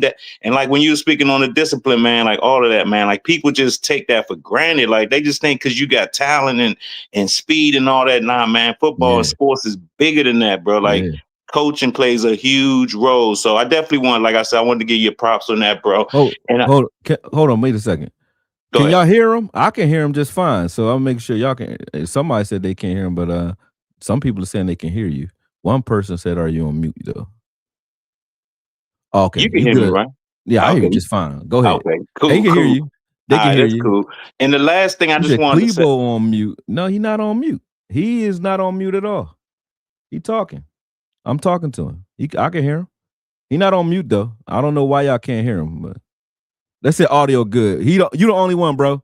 That's all. So you gotta figure it out. My bad. Not you, Clee. Do you? Oh, no, you good, bro.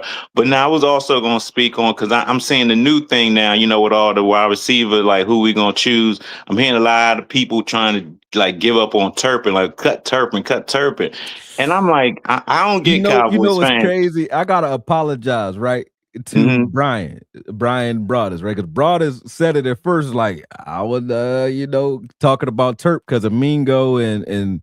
But when you look at Mingo as a receiver, right? Yeah. Mm-hmm. I like Turp too, right? Mm-hmm. But as far as contributions, as far as looks, like Turp gives them a look where they can run that jet motion and people respect it. And it does certain things for the running game. So I understand his usefulness in that regard of the scheme. The look, even though he's not a target, he is a decoy that you have to respect due to his speed and so on. I respect all the way we're going to use him. So I like what he does. I'm not one of those people that's down on him from kickoff return. So that's why I say I got to apologize to Brian, because I was like, man, you ain't going to get rid of no Turp for no Mingo. But when you look at this receiver room, Mingo and first of all, I think Camden Brown is the third best receiver on this team. Outside of Pickens and CD Lamb. I even got him over Flo because of the way he makes catches. It's not I got you. It's not the fact that he's running routes and so on. They might be better in those aspects.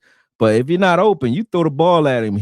I trust he coming down with the ball. If you throw the ball, he a tough catch maker. Yeah, he a tough catch guy. Yeah. So he got a high uptick from me when it comes to that. He's a guy that I know I can rely on in the clutch, and he gonna do it. Flo is like a tank. He physical. I like how he play. Strong. He mean, but he not that.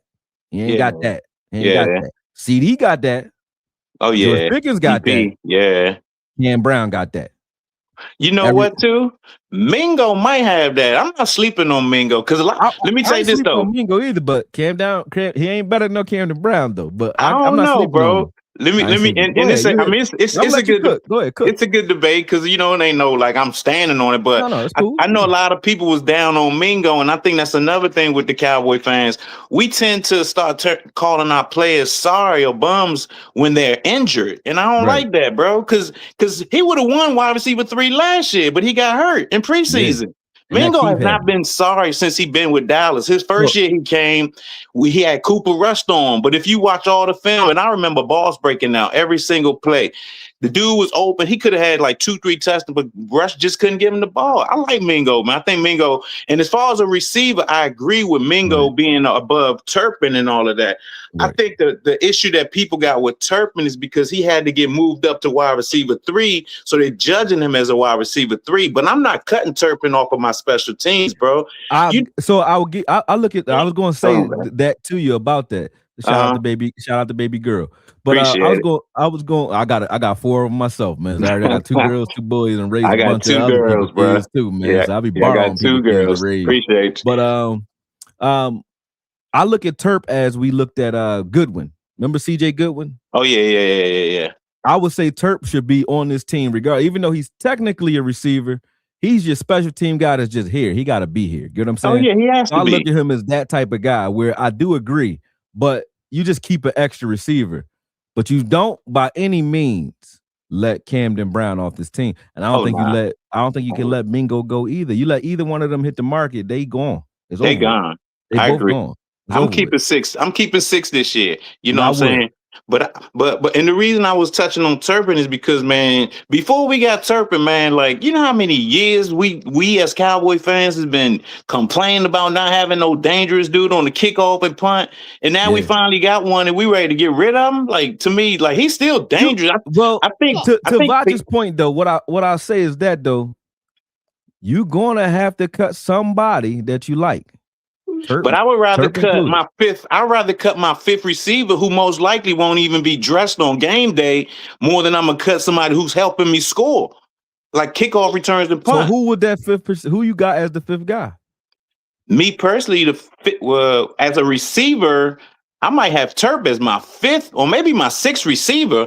But But my point is, all right, let's say you cut Turk. Now you got 5 receivers, right? You can't cut Turk. So let's just say you got to make the decision, but you can't cut Turk because they're not going to cut Turk. Okay, so you're not going to trade him. So we got 6 receivers. So we taking 6 receivers, okay? Okay. But on game day, you only going to probably dress.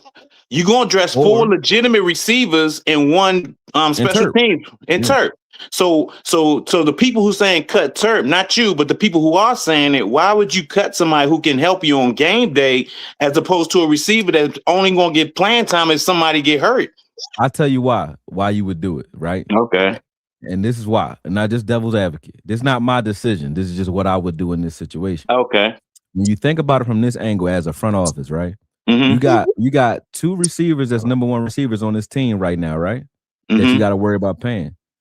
If we play well this year, Camden Brown is George Pickens' handcuff. If you had to say, hey, look, we need to move on from George Pickens. You got a guy that's homegrown, undrafted that you can get for cheap that's here. You want to make sure he clears waivers. So you keep him, however you protect him, you protect him. That's how I feel. Even though he's not dressing, it's not a decision you making for him being dressed this season. It's a decision you making for the business decision you're going to have to make about Pickens in a season. You know what I'm saying? And you want to ensure that he's around. Now, you couldn't ask the question and say, okay, is Mingo or Camden Brown, in our opinion, the receiver of the future? And that's where I think Mingo loses. Mingo is a 3-4 year vet. Yeah, about 4. I think it's his 4th year right here. If you got a rookie that's blowing up like Victor Cruz did in the preseason, and you got a 4-year vet that's also good and solid, right? That new guy gonna beat him out every time, especially him being undrafted. I think he should beat him out. Now, can Mingo clear waivers and make it to the practice squad? Maybe. I don't think so. But it's a higher maybe than Camden Brown. Camden Brown is not making. So? Bruh. Listen, you know talent. So. I know when I see talent, it's like I don't gotta ask no. Like Barham the other day, you ain't gotta ask no questions. You be like, oh, he know what he's doing. You know what I'm saying? Oh yeah, Barham. You see talent. Sure. I haven't seen one route that I like from Camden Brown. I mean, not saying he can't run routes. I'm saying he's not open. Yeah, he's not running routes, and he different. He's not Keenan Allen.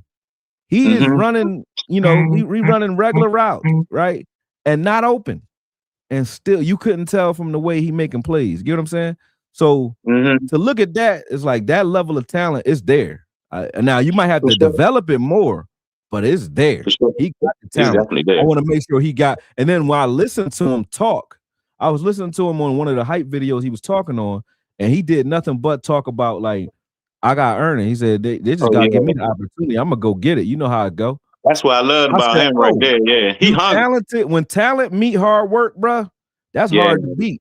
But that's why Floyd was what Floyd was. That's why Ali was what Ali was. Like Kobe was Kobe.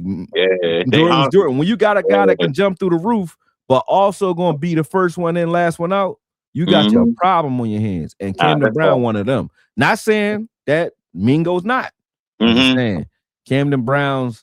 You just seen it from Camden sooner. You know what I'm saying? So it's easy to quick. Yeah. To see those level of those type of catches, to make those CD type catches is like, bro, you want this guy in the building because he gonna get you. Everybody else gonna be cheaper because he here. Because it's like, hey man, would you take a shot and say, all right, if GP was the lead for whatever reason, I'm looking at Camden Brown as a guy that can do the things I like from GP, meaning make the tough high point catches that I like, contested catches in traffic. He can do it. He could do it. I'm with you. I'm not arguing against him neither. I want all 6. If you ask me, I want to keep 6 receivers. You know, some of them is going. We got and this is a problem that I wanted because I used to say about McCarthy. I said, yo, McCarthy and Mike Tomlin, they I don't know what it was. They both was wide receiver coaches too. That's crazy, but they would develop. Yeah, they both was wide receiver coaches. Tomlin was in college, and so was McCarthy before he came in for a junior college or something. He was a receiver coach. And it shows because the one thing they can develop outside of quarterbacks for McCarthy was receiver. You always saw, no matter what, Pittsburgh always had receivers. Every year they got receivers, no matter what, because Tomlin know how to find them. Mike McCarthy had Donald Driver, Antonio Freeman, Devontae Adams, Jordy Nelson, Jennings, Robert Brooks. Yeah. Like they had a bunch of receivers galore, and that's because McCarthy know how to find them. And even over there where they at, number 18. I was watching the preseason. He found himself another one, I think. But I don't know if it's number 18, but I know I was watching Pittsburgh play the other day. I was like, oh, they got another one. But that's all they do is develop receivers. We got that kind of room right now where it's like you can go 6 deep in the receiver room, and they all can play. Yeah, they all can play. Every last receiver on this team can start and do different things for you. You know what I mean? I like that, man. I like that. Now that's all I wanted, man. I ain't had too much, but I definitely want to tell you, man, I appreciate you, man. I watch your content. I ain't no member of none, but I do follow you, bro. Man, I follow you remember how you here, so you still remember. Man. I'm sure, man. I listen to you a lot. I follow you on Instagram. Twitter, whatever it is, but I follow all of that, man. Like, I appreciate your work, man. I appreciate the biggest thing I appreciate about you, bro, is a lot of these dudes in this space get very emotional. Like if you don't agree with them and all of that, and you keep it even keel, man, you show people respect. As long as they respected you, you show them respect, man. I was about to say, I do. You have seen me go in a little bit. But it's only if you say something to me. If you don't do that, I'm giving you what you give, man. That's solid. That's solid, bro. That's solid right there. Yeah, man. I appreciate you, man. I'm gonna keep talking it too, man. Yeah, we'll talk again soon because I'm gonna keep doing this. I like talking to the people, man. So this is fun man. For me. Big Gang James used to do this a couple years or last year, man. I miss it. He stopped I don't know why he stopped. He should keep going. The stream they was on, I forgot the name of it. They stopped doing it. So, but this is stream, y'all. This is a different stream right here. So I'm on this. I don't like talking to myself. That's why I sit.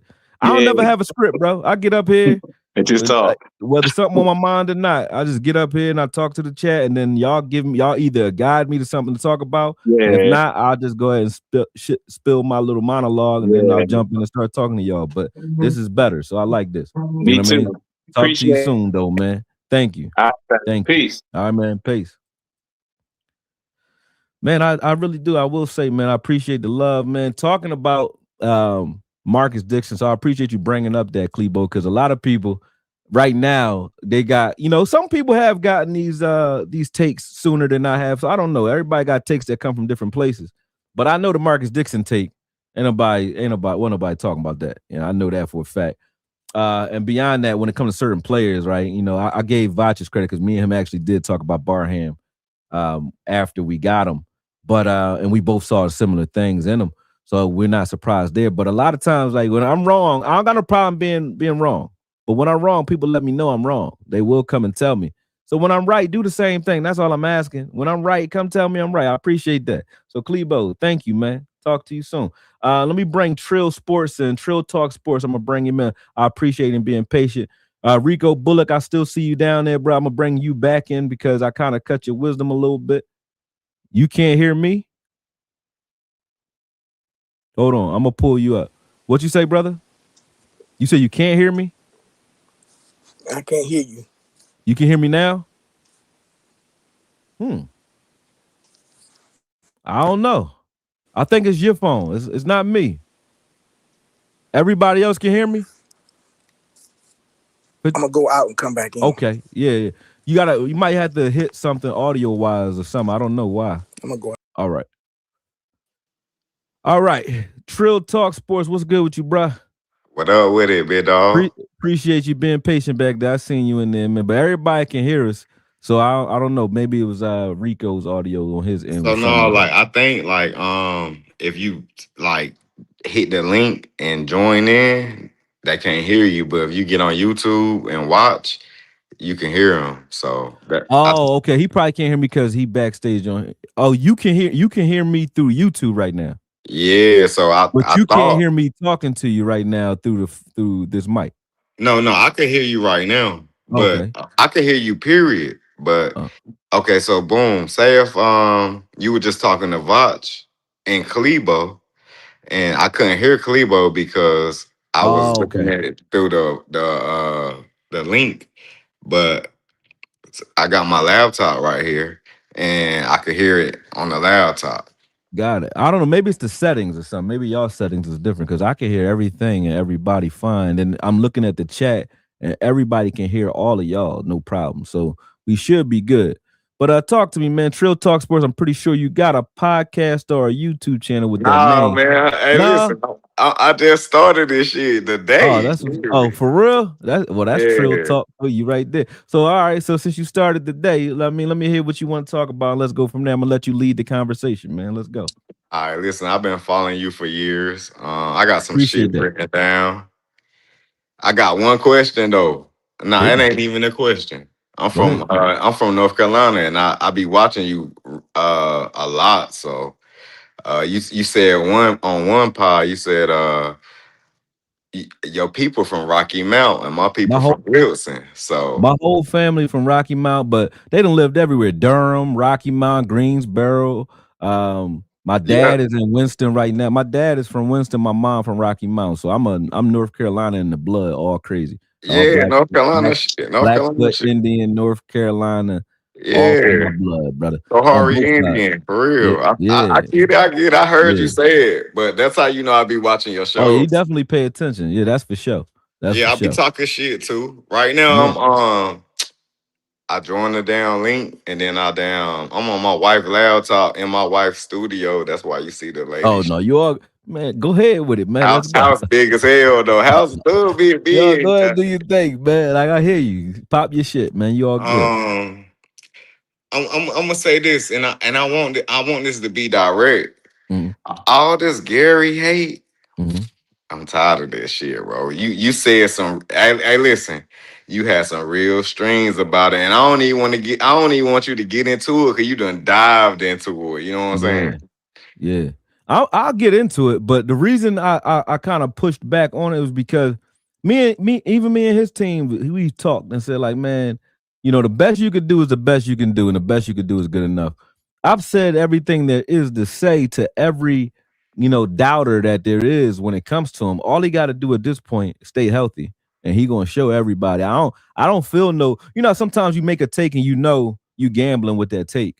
Yeah. Gary not one of them. Like Gary not one of them. I don't watch his whole career. I've probably watched more Gary film because of the things that people have been saying about him than I have anybody else that's ever played for the Cowboys at this point. Probably outside of Micah Parsons and maybe Dez, because to do that first video, I had to watch a lot of footage for Dez too. So, but I watched a lot of Gary film because of the pushback. And when I watched him, a few things I don't ever see is like nobody really runs through his gap for big plays.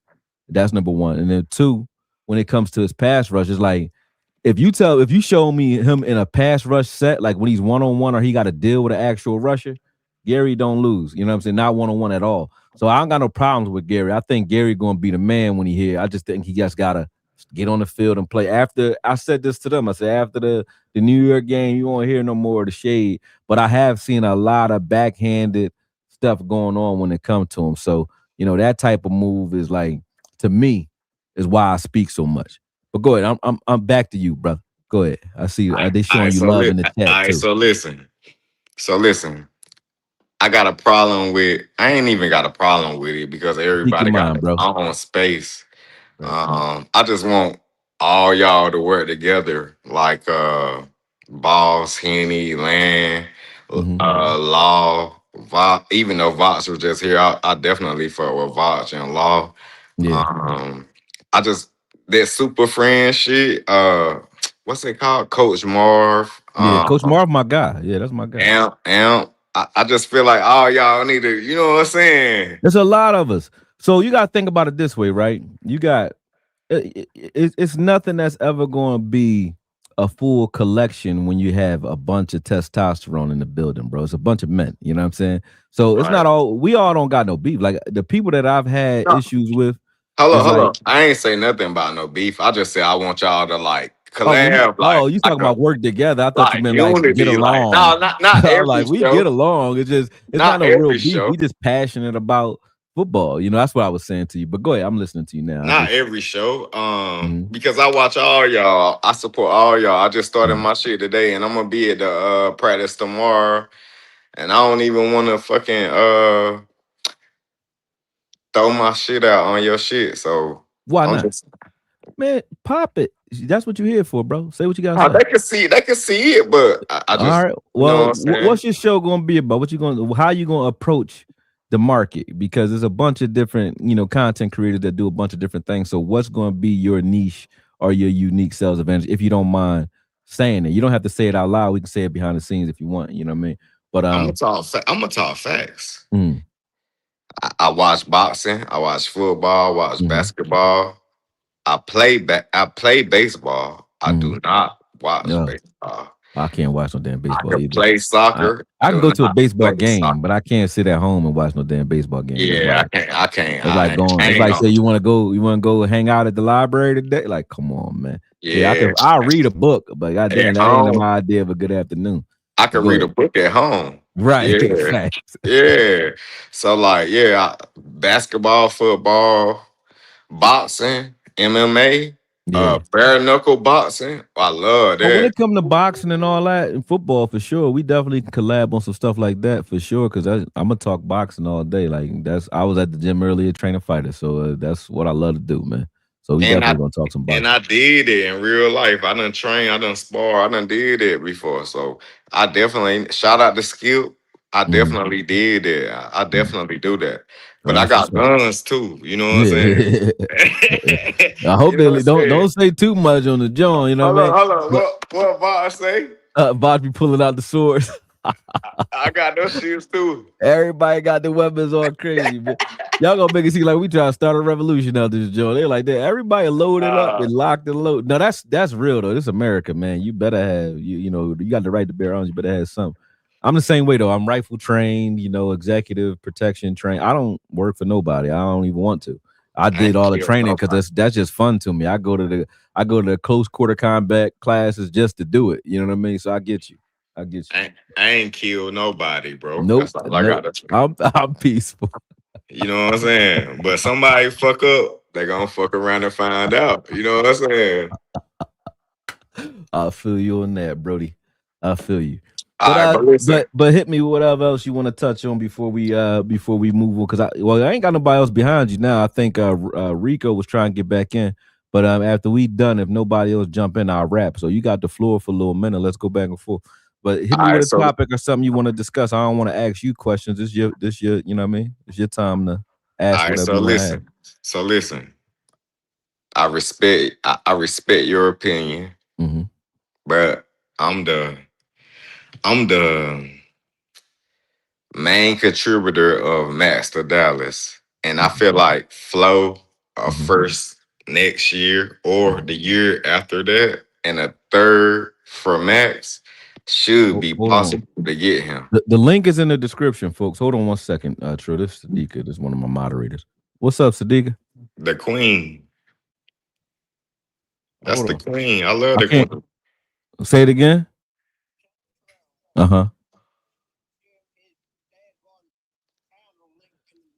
She cursing you out this time, Trill. She said, share your channel link in the room. Everybody want to follow you and show you some love. So I just started it. I don't even know how to do it. Well, whatever you got, you need to put it up in there, because she gonna get you. It's right there. Trill Talk Sports. Trill Talk Sports. It's on the screen. Sadiqa. Tell her I love her with every he said he bone in my body. He said he love you. All right, I got you. All right, no problem. That's my queen right there. I fuck with Angie. I fuck with everybody. Yeah, she don't play no game. She don't play no game. But yeah, it's in the description. Soul Goddess is in the description, so you can hit that link later. I fuck with you, Goddess, Angie. Oh yeah, they the queen. Yeah, the ladies here. We got informed football ladies in our community. They all know the game too. So you can't even talk your talk to them unless you know ball, because they're like, come on, man.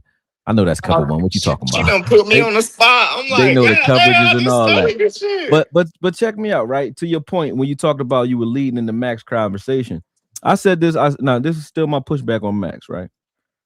Not then. Then when they wanted him, okay, there's a different conversation, right? But now, when you get to what we've done in training camp and what we've done in preseason, the way this team is formulating in the locker room and so on, I don't want a guy that comes in and disrupts the chemistry in his locker room. You know what I'm saying? And I don't mean it like he's not a locker room friendly guy. That's not what I mean. I mean, you got like tiers and leadership already established in this locker room. You got guys that are established in this locker room that I think can already do the damn thing, right? So I want to see them do it. Now, if for whatever reason they struggle in the beginning of the year or they don't do well by mid-season, if you want to make another Quentin Williams type trade for him, then cool. But I think that the way this team has been constructed and the way they balling, to say that we need them is a reach. We don't need them. Nah, we want them, but you can say you say we need them. Nah, listen, Okoye. Okay, let me hear you. I'm looking at my paper right now, right? Yeah, let's go. Okay, we gotta pay George, right? Mm-hmm. We don't gotta pay George, but we gotta pay him or let him go. If you want to stay on this team, we gotta pay George, right? Yeah. And then CD contract is coming up, right? Right. So, okay. It either Flo about to leave or we gonna pay Flo, which will be about $25 million or something like that, $30 million or something like that. That'd be a third wide receiver. Or go do that. Or we could trade him a first this year or next year and a third this year or next year for Max. So let me get this straight. You're talking about trading Pickens for Max. That's what you're saying? No.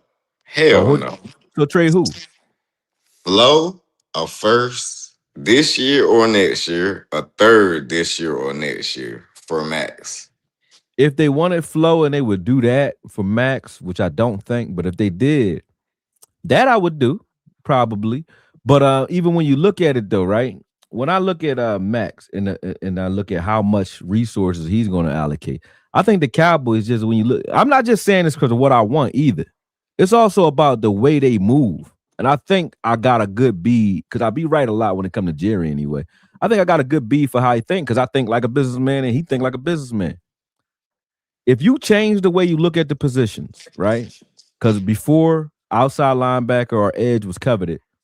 So if you look at it from that standpoint and you want to invest your money there, you're looking at 47 mil, 50 mil. That's only going up.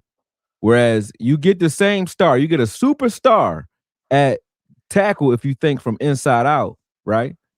But you only got to pay 30 to do it per person. Or for that same 50, you would be paying a Max Crosby or a Parsons if you had to pay. Why you saying 50? It's because the CBA it's 30. Well, you talking about for an edge, I'm talking about 50 for a new contract edge. I'm talking about if you get a new contract, right now it's trending up. Like Micah at 47, Will Anderson was about the same 50, and it's going up. CBA going to go up every year. So next year you're talking about 50. If you sign in the edge, you're talking about $50 million a year. That same $50 million a year, you got 2 star tackles for that type of money and other players. You get what I'm saying? So I think the way they're thinking now is more bang for your buck from the interior out than they're getting from the outside in. And I think even with that, they're saying, hey, look, if you're trending, I'm looking at it from what I've been seeing the last 10 years. When you look at the last 10 years, I know Jerry and them looking at the last 10 Super Bowls, and they look at the way those teams are built versus the way we built. They're not built outside in. They built inside out, defensive tackle out to the edge. So then there's not a lot of teams that's heavily invested in edge that are going far in the playoffs or Super Bowl at this point. You know what I mean? So I think they're, you know what I mean? We can want what we want. But I don't think they're doing that. Hey, bro, I'm gonna tell you. I'm gonna tell you this. Go ahead, hit me. We can't pay George and Flo. We got Camden Brown. You can. And Mingo showing out. Yeah. And you Turpin gonna want to get paid too. I don't think that GP, because of the emergence of Camden Brown, Flo, and the rest of these guys, I don't think they feel the urgency to pay GP either. I think what they're doing for GP is exactly what they're saying. They're not lying. They should pay him. Why? Cause is CD number 1? Yes. Is George Pickens number 1? Yes. Keep them. I don't want to get worse. I want to get better. No, I agree. From Reggie Wayne, Marvin Harrison type perspective, you got Torrey Holt, Isaac Bruce. You got 2 killers, Larry Fitzgerald, Anquan Bolden. I like that idea, right? Yeah, Marvin Harrison and yeah. I like that idea. I like that. Randy Moss, and Wes Welker. Yeah. I like that. I like that idea, right? But when I look at it from the business standpoint, though, it's gonna come down to how much talent is behind GP. This ain't our business, though. That's their business. Oh no, I'm talking about from the way they think.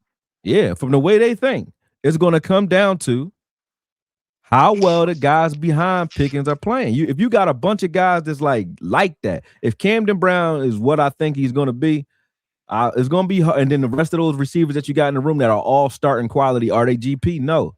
Flow can go. But do you need to pay GP $30 million to do it, to keep this receiver room nice? You don't. You don't need to pay him $30 million to do it. You don't need to do it. Yes, we do. I would do it, but I don't think they need to do it. Yes, we do. Yes, we do. Because guess what? They need to. Guess what? Mm-hmm. Guess what? What's up? It ain't our money, bro. Oh, I'm not trying to protect the money though. That's not what you hear me saying. I pay my bills first. I pay my light. I pay my mortgage first. Oh no, yeah. Businesses pay their expenses. They pay expenses first. But trust me on this one though, bro. I'm trying to tell you. If I wanted to fuck some extra, if Jerry thought that GP was the guy that he needed here long term, GP will already be signed. They had the money to sign him. They should have did it. They should have did it. I agree that he deserves to be here for what he's done already. I like him. But I'm telling you, they looking at that room and they weighing that room collectively versus him individually and CD. And they saying, do we keep him? And then now we got two number one receivers that we're paying, and then everybody else can fuck or walk. Excuse my French. Or do we let him walk and then keep four guys that we like? Get what I'm saying? They looking at it the same way they was looking at Michael Parsons. I guarantee you. They ain't him though. They ain't him though. No, they're not. That's the problem though. That's the problem though. Akoye, that's the problem. I agree. But I'm not talking about me though, bro. This ain't about what I want. This ain't about what I want or you want. No, get rid of that. I'm thinking about what they probably gonna do. Listen. I'm just telling you this. Brown done stepped up. We got him for what? 3 years? Mm-hmm. Flo contract gonna be up this year. Seeing Flo a first this year or next year, and a third this year or next year. However you want to do it. You might be right, but they're going for one of us going to be right. I could be wrong. I'm not saying that you're wrong. I'm just saying this is what I think, right? Juxtaposed to what you think. But when you look at what Jerry has done historically, Jerry is a numbers game guy, and he make you earn everything, right? GP deserves some money for sure, but I don't know if they're going to give him that money. I think GP is one of the. I think he's the best receiver on the team, to be honest. I think that CD's just a homegrown guy that is up there. I like GP over CD. I do. Why? It's just me. That's just me. I don't want to get into why, because that's going to be a soundbite from somebody like me. I don't even want to say it because it's not a negative. It's just preference. It's not a negative like I got a problem with CD. I don't. Akoye, I think CD. Akoye, you can't make a statement and then if I say it, it's a statement. I don't want to get into the details. CD a Y and a Z. No, yeah, CD could do more on the field as far as like he could be a running back. CD a Y, a X, and a Z. Yeah, he could do it all. But when I say talent-wise, like the things that GP does on a consistent basis, I like GP more than I like CD. Now, that doesn't mean I don't like CD. So I don't want to say anything bad about CD to me. It don't like we got this habit in the Cowboy world where if I say I like one player over another, I gotta now knock the other one to make it so. I don't have nothing bad to say about CD. I just like GP.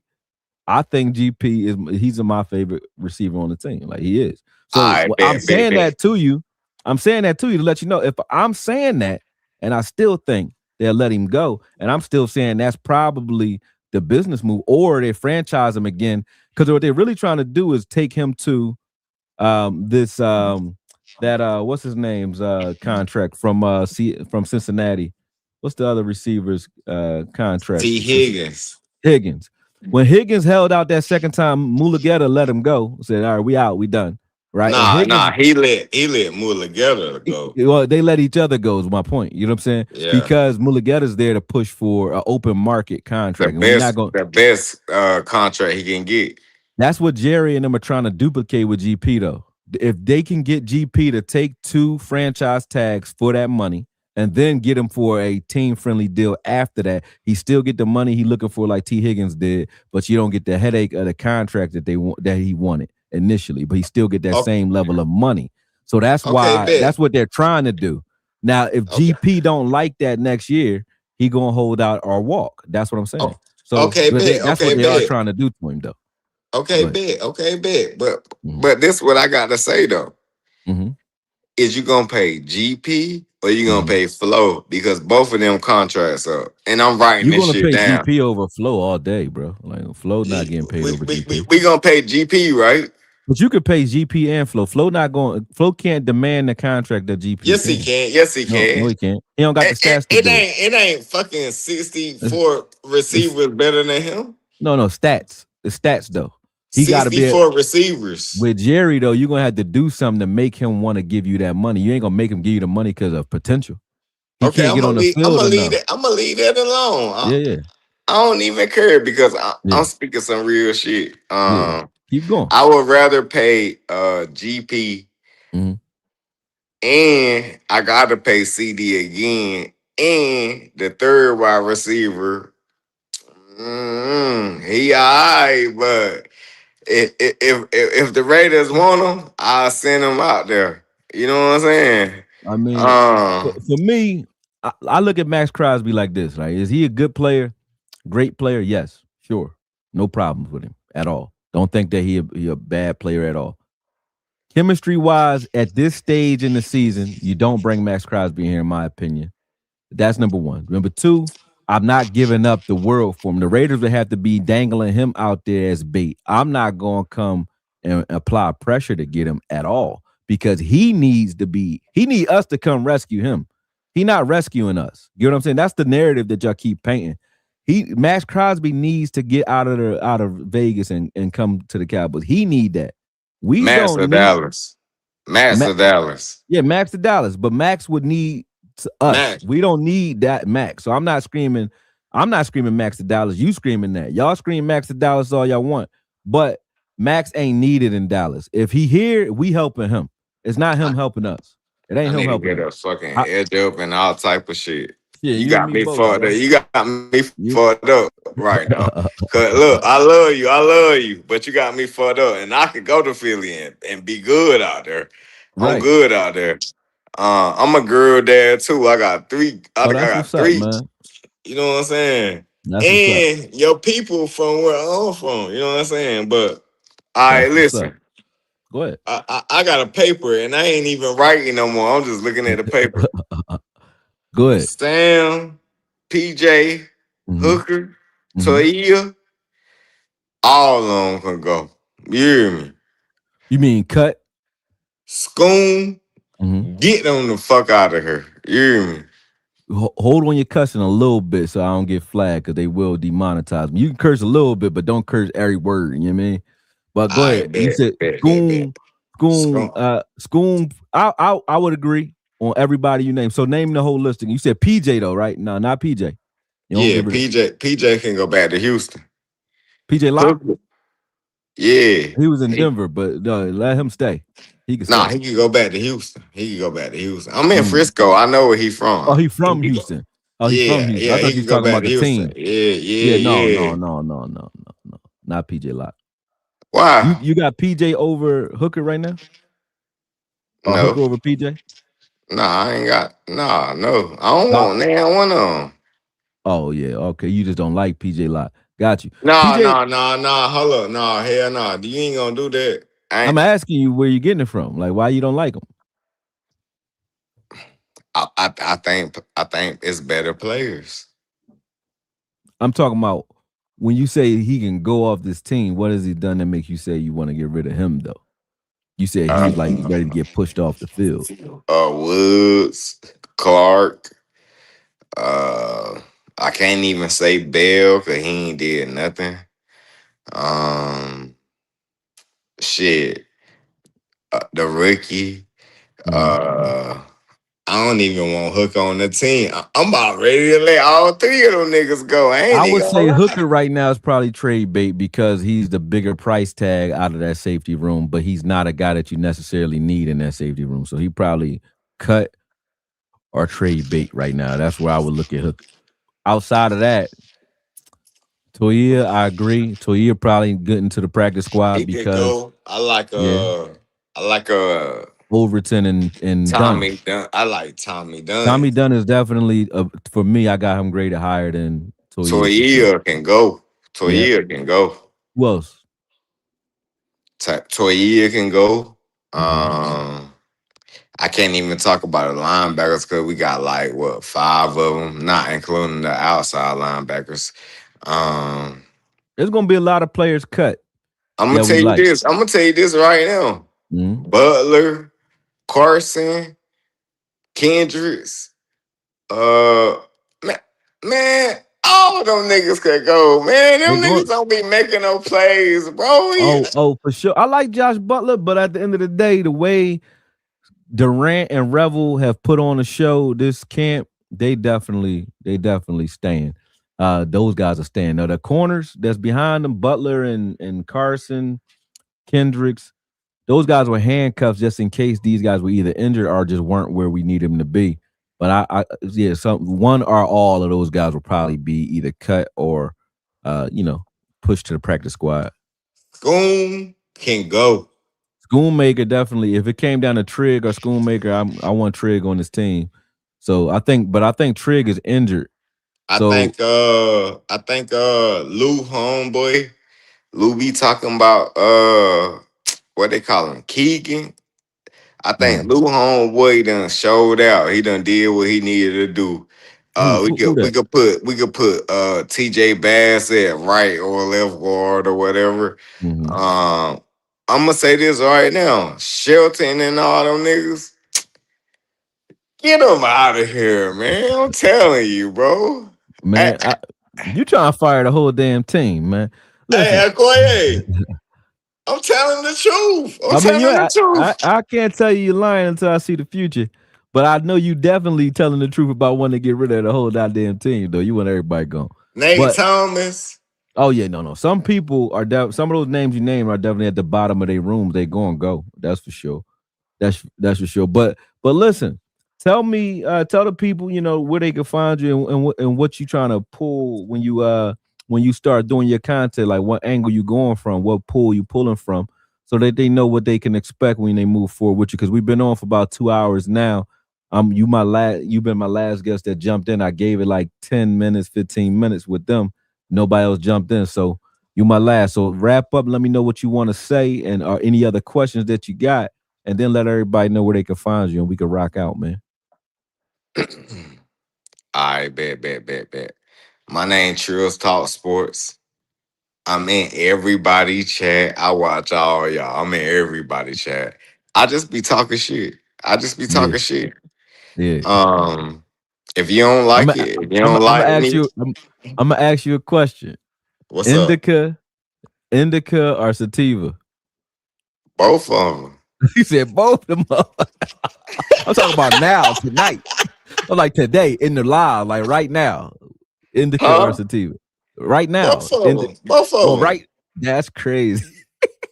Both of them. He said I'm on both of them. I'm on uppers and downers. No, they you can yeah, hybrids. I know. Yeah, if you know. If you know. Trust me, that was my first career, my man. So trust me, I know. I got you. Yeah, but, I did that too. Everybody asks you that. See, everybody actually answer the question. Don't answer them questions on live. You on live, gotta learn where you at, bro. Don't answer them questions. I don't even care. I asked you what you did too, bro. See what I'm saying? Don't add that. You got to hey, listen, if you don't like me, you ain't gotta like me. I don't care. All right, I'm just telling you. But either way, tell the people where they can find you moving forward and let's rock and roll. Trill Talk Sports, man. I'm in everybody chat, man. I don't care if you don't like me. I don't care if you don't like who I like, because I like everybody. Yeah, you can't care. You can't care. To do this, you ain't gonna be able to care, man. Sadiqa just shared your channel, so you definitely getting some love here. And For sure. That's my queen. Yeah, likewise. But for sure, You know what I'm make sure you saying? grace us once again, man. I want to do this consistently throughout the season. So I definitely appreciate Hey, it. I just listen. got so God has just jumped in, right? I gotta talk to her before I jump off because I was about to jump off. So now I gotta give her some time. So let me wrap. But you were saying, hey, listen, finish your statement, then we gotta roll out. I'm gonna be at practice tomorrow. Mm-hmm. I ain't got VIP tickets, but I will be at practice tomorrow. I'm gonna interview Henny, landlord, boss, whoever there. I'm gonna interview him if I see him. You know what I'm saying? Yeah. I'm at practice. I'm in Frisco. Yeah. Siobhan Rivera stayed right by my house, and Yeah. like 5 other players stay by my house. Man, next time I come down here or come down there, I mean, I definitely hit you up. But this what you do. Go on my Twitter and DM me on Twitter, and then I'll give you my information and all that. We can talk. All right. And anything you need tips wise as far as learning the game, learning how to do this and all that, I got no problem sharing and helping you, man. No problem. But talk to Hey, you soon. listen, I need a All right. I need a sound bar. Hold on. One thing. I need A a mixer. sound bar, Uh-huh. and A I just mixer you want you talking to about? keep doing what you're doing. Keep doing what you're doing, man. That's it. Oh, you mean when you say sound bar, do you mean like a mixer or you mean like a drop? For me. I want to press the button and then it. Oh You know yeah, what I'm that's a saying? mixer. So yeah, I got one. So you need I'm a Roadcaster. You want to get a Roadcaster 2. That's probably one of the better ones. I got it right now. I just don't do it. I never really been into the buttons and all that. You know what I mean? Guys do it. I don't do it. I got it I'm though. about It's to sitting get it. right I'm here. about to get the buttons. Yeah, it's sitting right here. I just don't use it. But definitely get you a Roadcaster 2 and a S&B or a Yeti mic, and you should be good to go from there. But anything else you want to know, just like I said, hit me up. I'll walk you through the whole get up. I got you. Hey, I got one more thing to say. Hit me. You come down here, I got food stamps on deck. My cousin got like 12 kids. You got relax. You could come to the You cookout. relax, I cook on the bro. grill very good. You know what I'm saying? I cook on the grill very chill, good. Man. You got chill, dog. Like you crazy. This boy crazy. I'm crazy for real. I got no things too. Chill. I'm gonna chill out though. I love you, Akoye. I Don't love incriminate Vox. You yourself. know That's what why I'm I keep saying? saying that, man. You gotta chill. But DM me and we'll talk, man. All right. I'll hit you up. All right, bet. Damn, that boy funny, man. He's like, I said, yeah, that was my first career. He like, that's my career now. I said, don't do that. Like, don't ever say that one, bro. That's not what we try to do. You gotta relax. This boy crazy. They said, do you know the whereabouts of so and so on the night of? He said, yeah, I buried him. He just say the shit like I did it. Like what? He just confessing this shit. Do you know where OJ was on Tuesday? Yeah, with me. You know what I mean? Like, yo, he throwing himself in the jaw. That's crazy. He said, I got food stamps on deck. My cousin got 12 kids. We about to get it. I love Trill because he got the right name. Trill, keep it Trill for real. That's crazy. That bull funny. I'm gonna watch your content, bro, because you got me rolling in this little segment we done had here. Right, that's crazy. You out of pocket. I'm like, damn. If I'm telling you to chill, you know something wrong with you. It's only 2 dudes that I talk to that I do that with. Trill, one of them. Like, yo, you gotta if I gotta tell you to relax, you gotta relax. Cause I'm the one that everybody tell to relax. That's wild. So if I'm telling you to chill, it's a problem. All right, man. Appreciate you though, man. Definitely. That was definitely good shit. He high as hell. I said sativa or indica. He said both of them. I said, no, not like what's your preference. I mean, which one is you on tonight?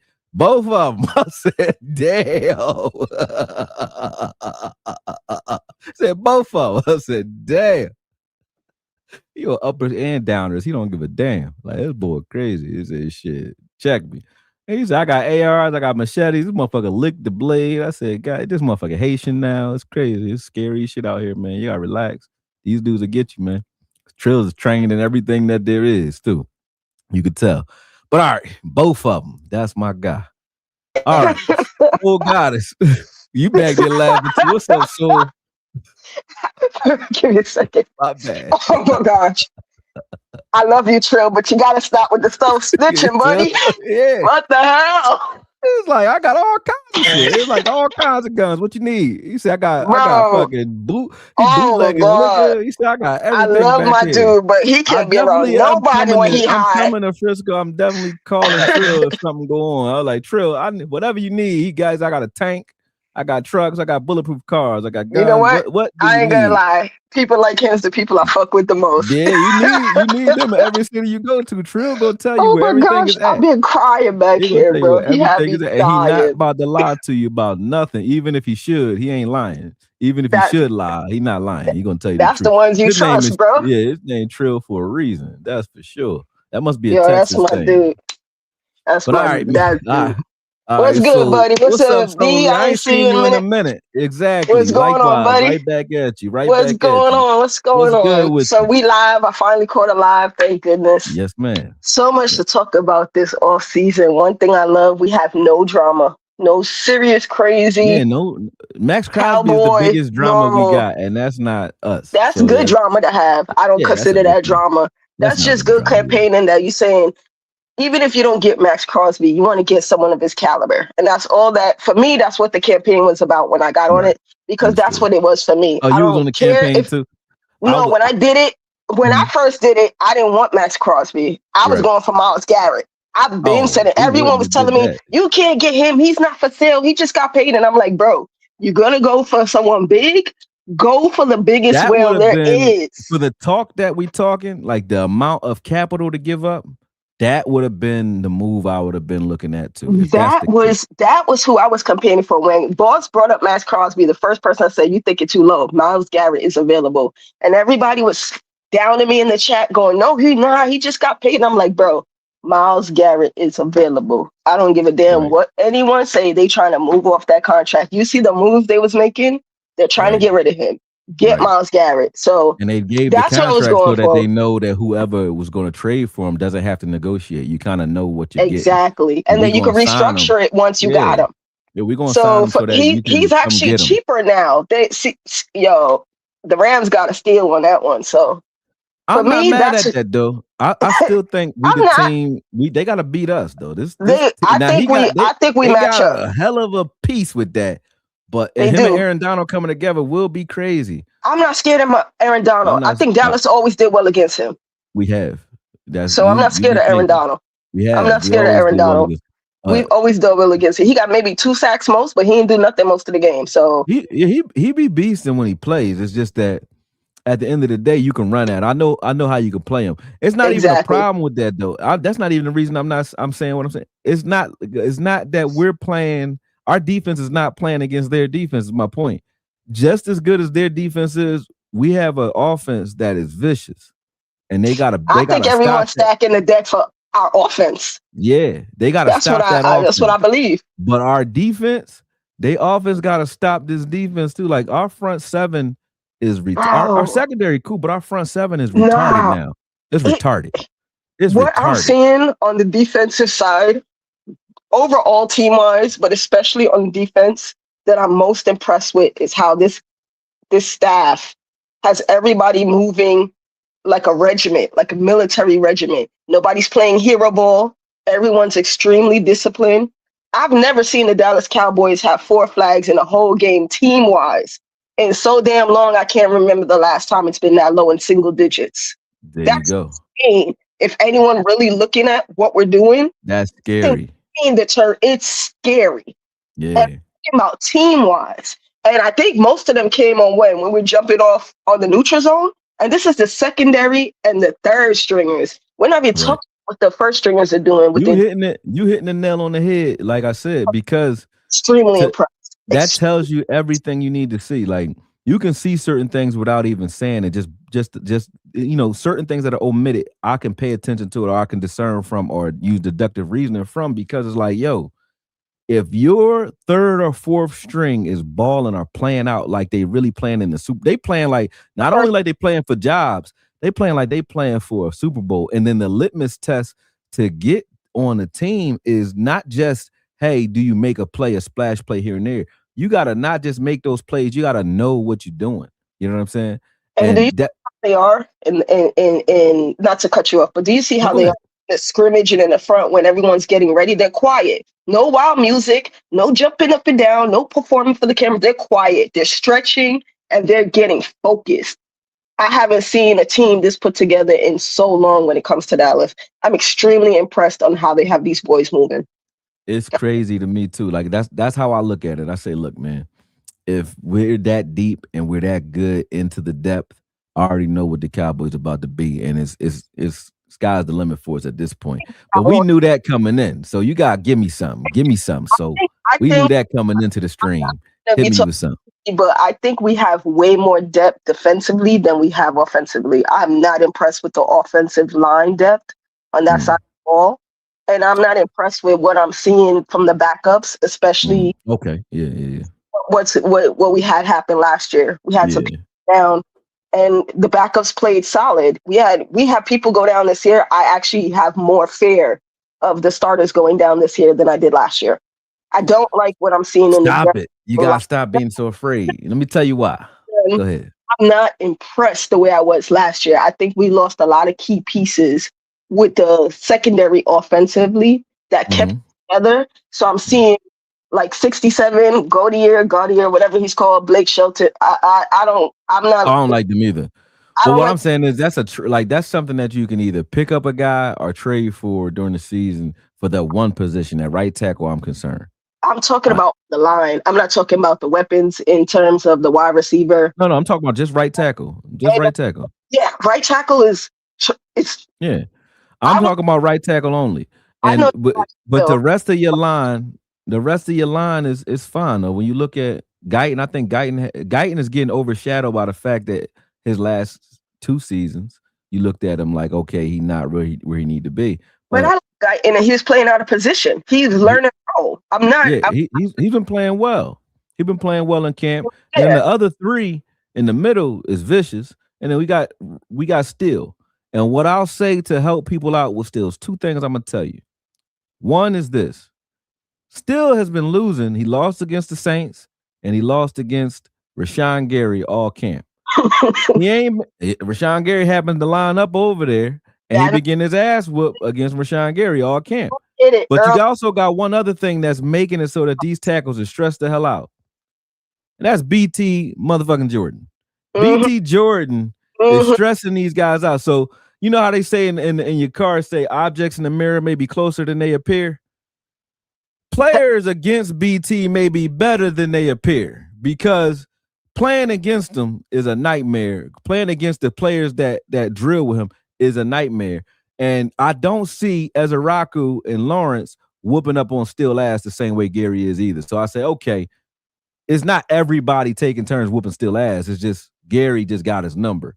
Okay. So I'll tell you, go ahead. Before you make your next point, because I don't want to track. The one thing I do like about Steele, as long as his foot is moving or he's moving forward or any direction going towards the goal line, Steele is a monster. He's like, thank you, to hide. But if he has to anchor and hold to go back, he's like Dr. J. His problem is his left knee. He had an ACL injury, and if you take they learned it in the Eagles game a couple of years ago, 2023, his first year back from the injury.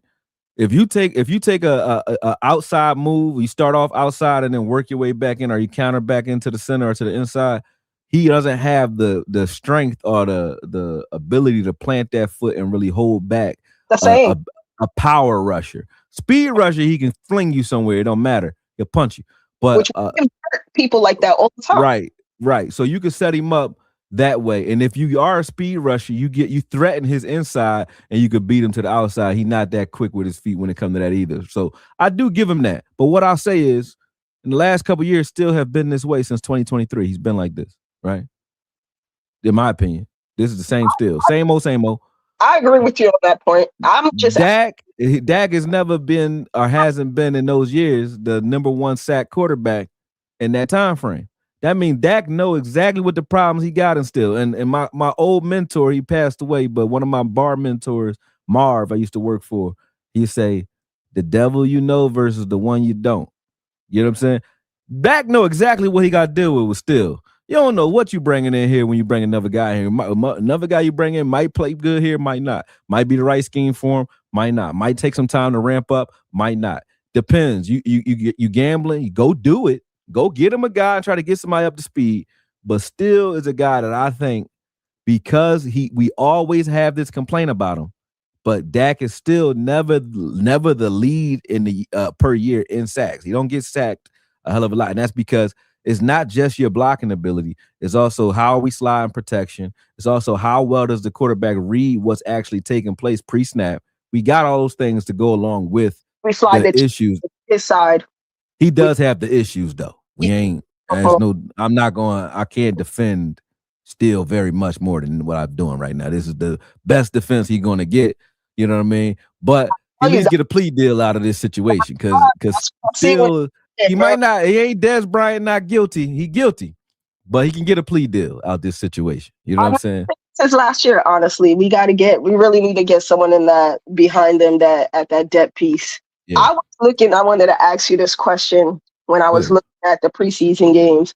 What do you think about Pete? Because he played left tackle just like Guyton played right tackle, but they put him in as right guard. Do you think you slide him out to right tackle? I think, you might try it, but I think the reason they haven't slid him out, or they won't, and when I'm watching him, because he plays tackle, but he's stiff in the hips right now, though. Like, he's stiff. I don't think he's NFL tackle. I think the reason you take a guy, you put him at guard. This is not a knock on Pete, though. No. It's the same knock on Tyler Smith. The reason Tyler Smith is a guard, because his footwork ain't the same. And when you take a guy who can block very well, but you keep blocking a phone booth, he can't block in space, you don't want him at tackle. You want him at guard, because if he's powerful and he ain't got to deal with the speed at defensive tackle as much when he's dealing with blocking defensive tackles, it ain't the same speed. But he's powerful enough to deal with those. You put him inside, right? So that's why he's in there, because he's strong as hell, but his feet ain't there. And maybe they can develop his footwork, and he can, maybe he just had some bad reps when I saw him in the Seattle game. I haven't watched this game of him, but I watched Seattle's game, and I'm like, 70. I didn't even know who that was, Pete. I said 75, stiff as hell. He like a big statue. But he is, but when I looked at his stats, he was only maybe like a few seconds behind Guyton, what he did in college, when I compared both their stats and their film. That's decent. So Guyton is actually faster than him, but he's taller than Guyton. And my problem with him was the leverage. When you're that tall, you always giving up leverage. And that was what I think made it stiff, because you had to come down lower to get. But now that you see in the training, you might be right about the stiffness with that, yeah. How everyone is getting their hands and stuff together, you see it more. He slipped a couple times when he double block, but once he get his paws on you, that dude is flinging people. He's strong as hell. That's why he had guard. But here's the thing with him at guard, you can do some things with your line if he is but he's not one of your top 5 linemen. That's my point. So the Pete is not the answer, because even if he was, he still got to play guard, in my opinion. And even if he playing guard, who you gonna kick out to the outside? You're gonna kick. You're gonna move Guyton over to right tackle and put Tyler Smith at left tackle. So it's like, I don't want to shuffle the line around unless we had to, and I don't think we don't get so much. And then the fall off is this. Nobody can say the fall off is the fact that Still in the versus the run, the amount of ground he can cover, and the way he is when he get his hands on you versus the run, Still is still that. When it comes to that, he's still gonna knock the shit out you. If you go back to that play last year where Sanders got caught from the back, he got caught. Pause. But he got caught from by Bond. I don't need that. I know. I needed it though. I said it. But when Sanders got caught, because I said he got, you know what I mean? It's like that's questionable. But when Sanders got caught though, he got chased down. Still on that play, ran all the way across the field to make the block that sprung him for that play. You don't even make it there without Still. Still is quietly one of your best run blockers on this team. Like, Still is up there. So when he swings inside, when they're doing like a stunt, he's the best at it. He moves. Right. And then, but here's the thing that you're gonna do with Still though, right? It's a numbers game. You only gonna play 60 snaps in the game, right? A couple of them are going to be play action plays. So some of the throws are going to be play action. You ain't got no problem with stealing that set because that's to his strengths. And you can slide the line, you moving the line around. That's one way you can mitigate it. Two, you're going to run the ball a lot because we're a running team. So half the game is going to be play action and run. You got 30 snaps of that, maybe even more. And then when you look at the true pass sets, you're going to slide and try to help them the best you can because the rest of those guys don't necessarily need the help. You know what I'm saying? If Guyton can become solid on your left, which he has been a lot better. It's been better. If Guyton is solid and doesn't need you, because you can't slide both ways. That's the problem with having Steele and Guyton not up to speed is you can't help them both every play. Guyton needed more help than Steele last year. So now if Guyton can man his own without the help, Steele will go back to being the guy we like because when we started liking Steele, when he first got here, it was because Tyron Smith was over there. He ain't need no help. He ain't need no help. So Steele could get all the help versus in true pass sets, and he was still what he was versus the run. So you can kind of hide his deficiencies back then. Now you couldn't because both those guys needed help. If Guyton can man it on his own, Steele is not half the problem that you think he is because you're just going to slide protection that way, or you're going to put a tight end or a chip or a bunch of releases to that side for your check downs so that any defensive end that's dealing with him has to understand that if he step left or step right, it's a running back coming to blow your face up, bro. You know what I mean? So you're gonna have to rush him down the middle, and that's gonna help Steele out a lot. So if you can help him that way by Guyton being solid, if Guyton can be solid, I'm not worried about Steele half as much. If Guyton is shaky at the beginning of the season, throw the whole thing away. Go get me something. Go do something. I'll get you. But if Guyton can be solid, not great. He don't got to. Everybody ain't gonna be great. Can Guyton be good? Can you be average? Can you be okay? Where you giving up 3 or 4 sacks a season or less? That okay, 5, cool. Give me somewhere in there. But if Guyton can be that type of guy where that can depend on him for most of the game, and he has some lapses here and there, then we cool. And I think that's what we're going to get from Guyton because he's another guy that's talented, but putting in the actual work. Guyton working hard as hell to get better. He's going to be better. He's going to be better. I can say about Guyton and that I love, one, his center of gravity. I don't know who he's been working out with his leverage because remember, he stood so tall that he always used to be over his feet. So if someone had their hands on him, they could just pull him and move him. That's why they used to get around. Because you get him lean one way or the other, you got him. Yeah, he's more centered and more back, which I love to see. And 2, his hands. That boxing must be really helping him because, dude, his hands, bro. I say this to everybody that play football, man. All right. So I like covering people, right? So if I'm covering somebody and I'm pressing, because I'm 240 pounds, but I can still run my ass off. I'll cover my sons. I'll cover young boys that's out here playing when we go to like cookouts and shit like that. But the power of hand placement when it comes to just pressing a guy, even when they hand fighting you off, you can't beat me you can't run faster than me if I'm knocking you all over the place, right? So I know how to keep my hands on you. I keep my hands on you for the first 5 and you can't get off of it. If you're a lineman though, and you learn how to hand fight when it comes to your counters, to whatever their counters are, whatever their pass rush sets are, when it comes to your counters, your hand placement will be so crazy that, you know, to me, it doesn't make sense for a defensive end or a offensive tackle or offensive lineman to not do some sort of martial art that has to do with their hands, whether it's Wing Chun or boxing is the best that you can do, in my opinion. Even your punch is better. Like, and I don't mean like literal punches. I mean like when you stab or you punch a guy, like the way you can distribute your weight. That's what I was teaching this morning, like how to distribute your weight in your left hook. A lot of guys don't know how to do it. But to learn how to travel and move with your hands, with your weight behind it and your balance underneath your shoulders, you learn that from boxing quick and easy. You'll get better at basketball if you learn how to box. And you're definitely going to be better at football if you learn how to box. That's for sure. That's for sure. I agree. All right. So I don't know what topics you discussed. So I'm just going to ask you the last thing before I get off because it's like 30. What do you think of this nonsense? So I was having this debate earlier. I love nonsense. What you got? I had this debate earlier and I was fighting with people online about difference between the modern NFL and the old NFL when it comes to QBs in terms of sit and develop versus in right now. I always go with the sit and develop approach because it lets them in the game. And by the time they're ready to get in the game, they mentally know what they're looking at and what to do. And then their body has time to flesh out, to get stronger, bigger. True. To their reflex, they develop better, so they have longer careers. And this is statistic, because I was going back and I was arguing people, and I was like, even after the last 40 years, 20 from the 80s to 90s and from the 2000s to now, statistically, it's better for a QB to sit and develop. They have more than 15 to 20 plus year careers versus the NFL, where they're going in there now, they're taking these hits, their bodies. Here's the issue that you have. Franchise QBs. Yeah, you're right. No, I agree with you. That we're always hunting instead of having someone that's right there. But here's the issue. It's not many good QBs to go around, right? So it's not. So when you don't have a QB and you need one, you ain't got time. Who he's sitting behind? You ain't got time for him to sit nowhere. Ain't nowhere for him to sit, because a coach is on the hot seat from day one. Every coach.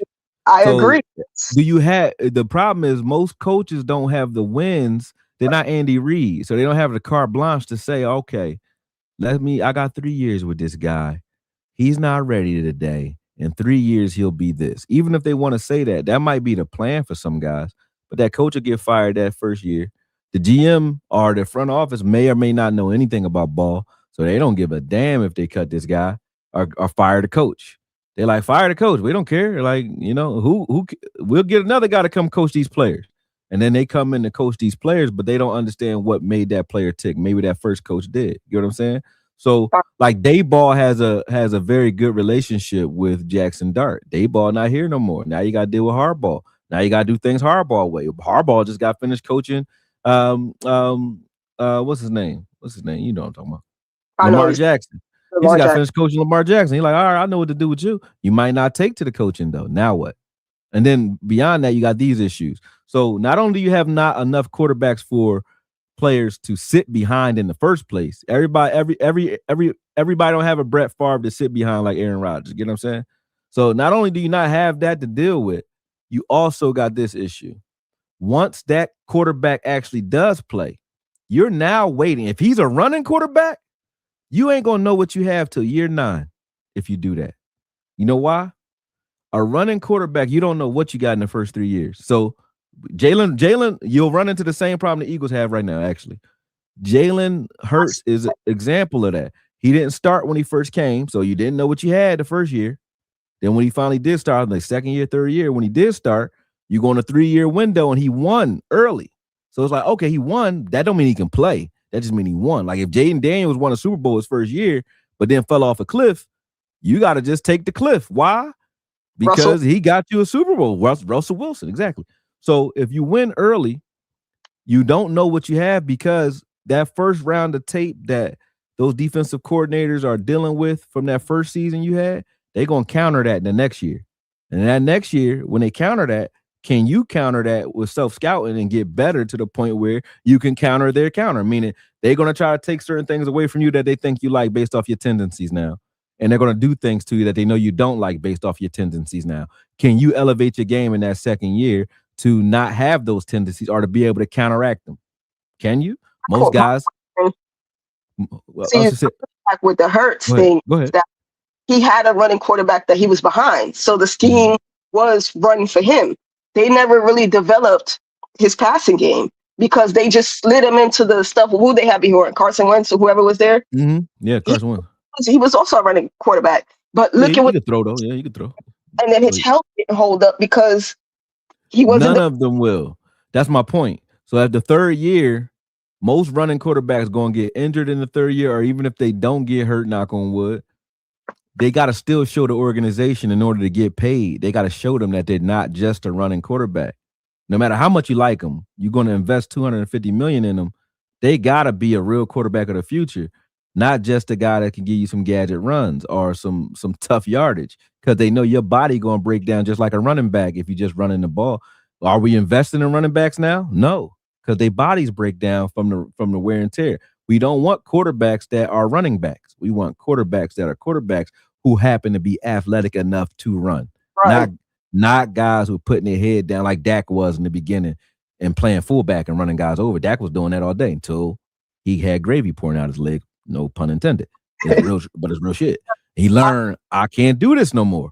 But then he went on another 3-year window of learning how to be a pocket passer after that.